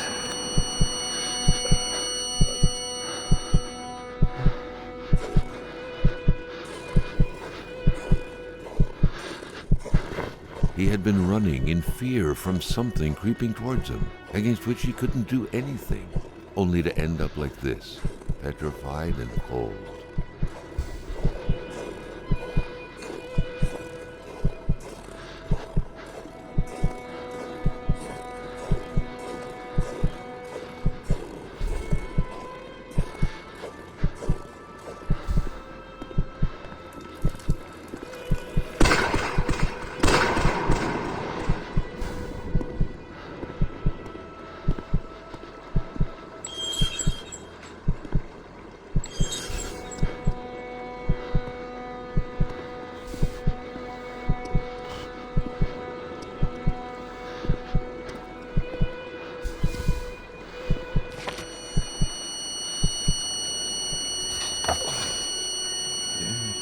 It seemed as though Régin had been ready to take up arms and slay people like Hamilton. Could he have committed murder for his cause? Who could have gotten killed in front of his very eyes?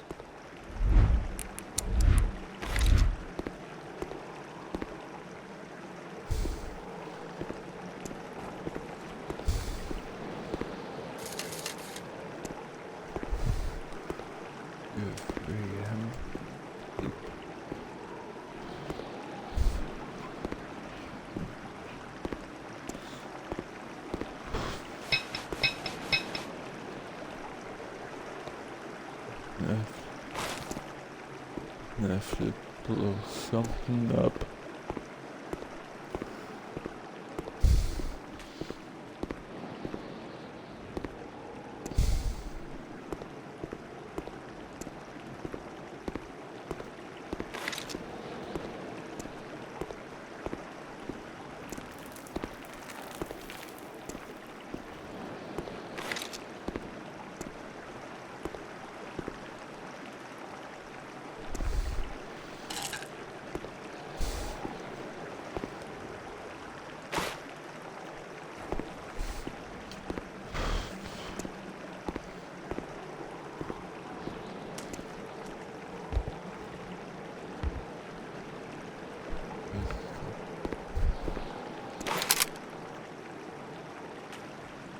Ooh, it's Lee Enfield.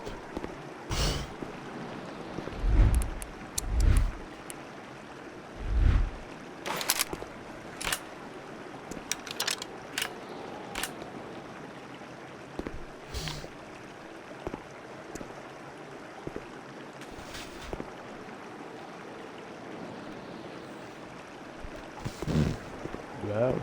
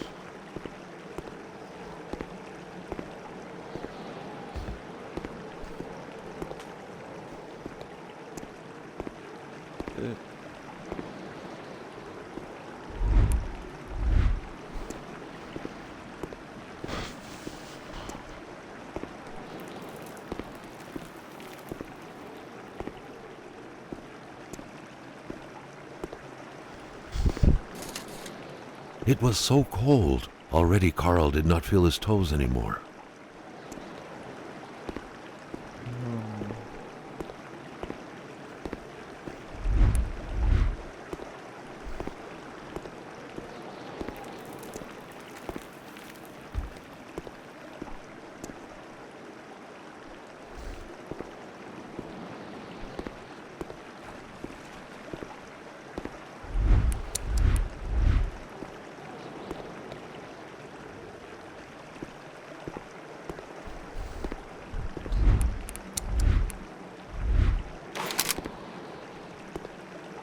Right?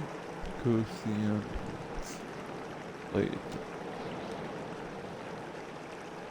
Are they just giving me out treatments?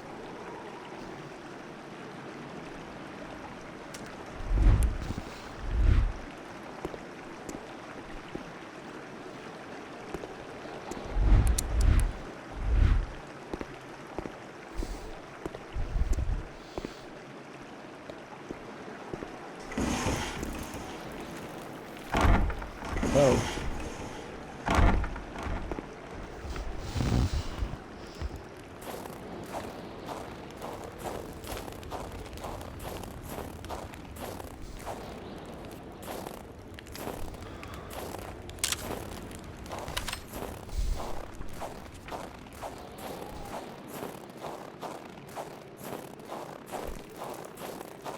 Ice seemed to take over this place like mold. That wall wasn't there earlier. How was he going to get out of here?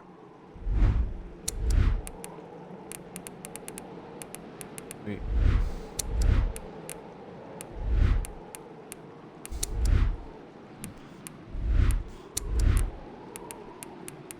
Totally.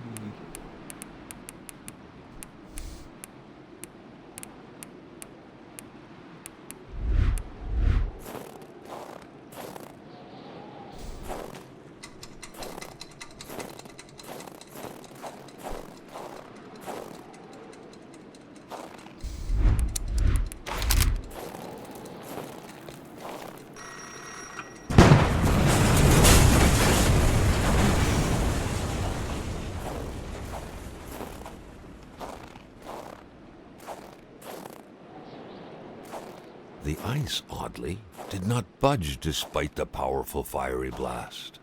Something was definitely rotten in this place.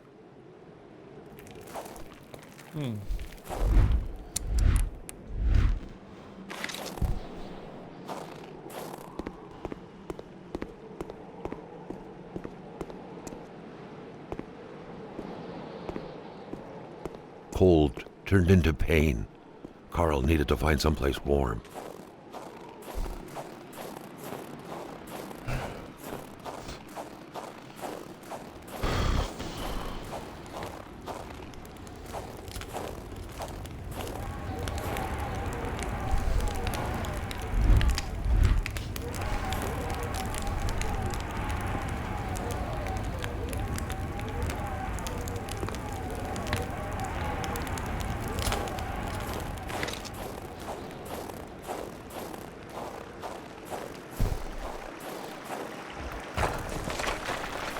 Carl suddenly felt observed.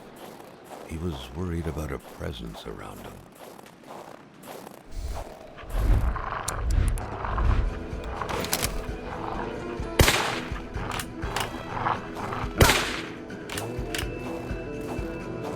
Oh god.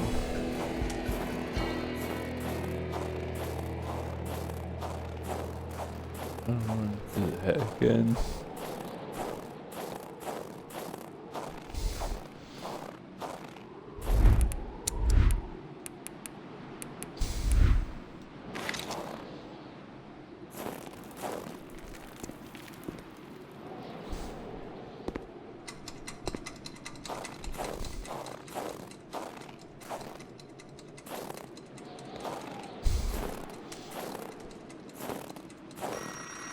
Carl felt his strength slipping away. His injuries were slowly killing him.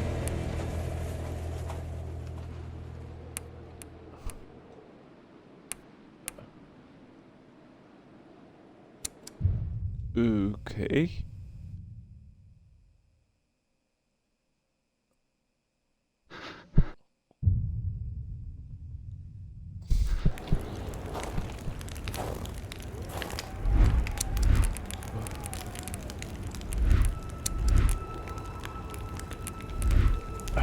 this?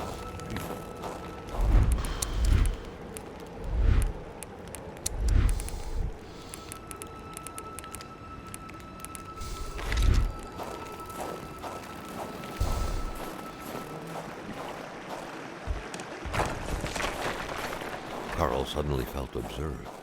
I He was think worried I'm about a gonna presence do around him. that again.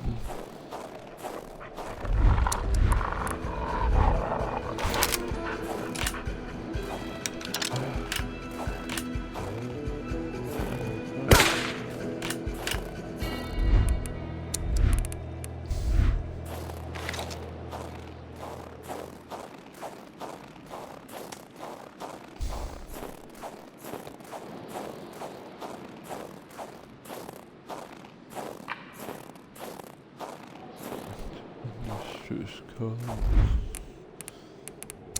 Wait.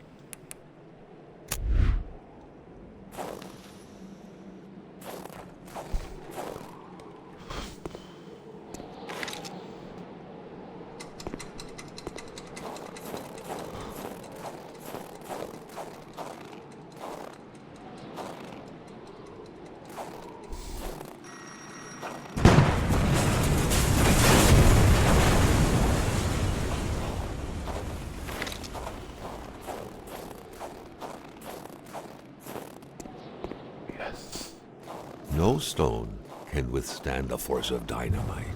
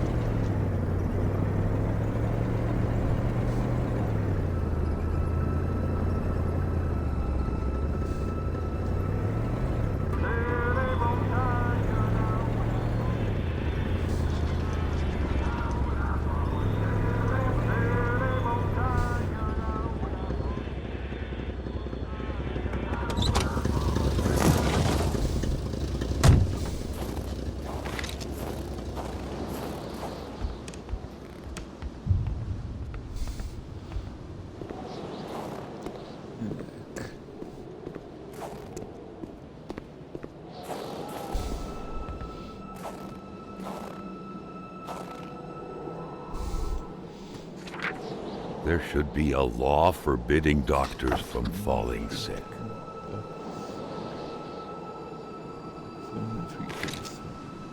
Finding a locked door in the country is not that big of a deal.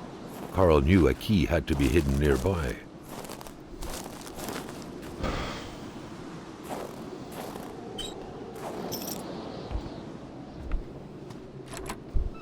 In spite of Dr. Beaupre's goodwill, the place didn't look much like a physician's office. It could easily be mistaken for a sewing shop.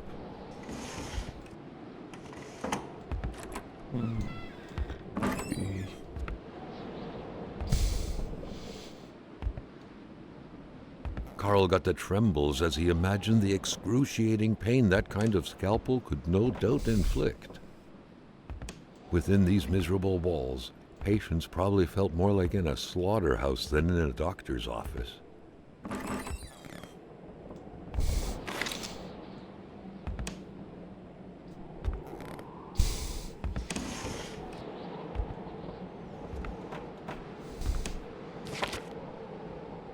A communist manifesto. Only a few years ago, this type of allegiance meant prison time.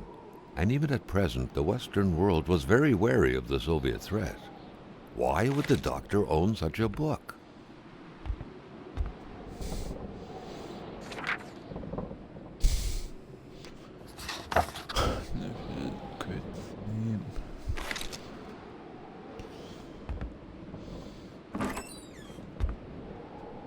The injured could be recognized by the large stains of red, an informal nickname given to Merbromen, smudged all over their injuries.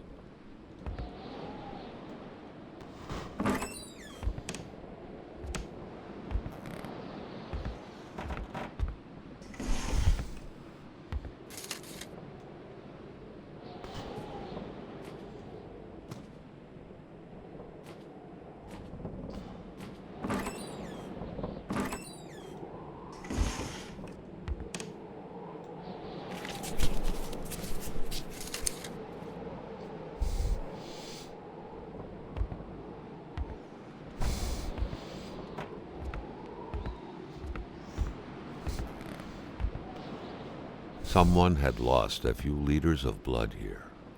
Carl's first thought had been a lumber accident, someone's hand cut by a saw, or a hunting accident. In any case, whoever had lost all this blood couldn't have gone far. Perhaps they were already dead.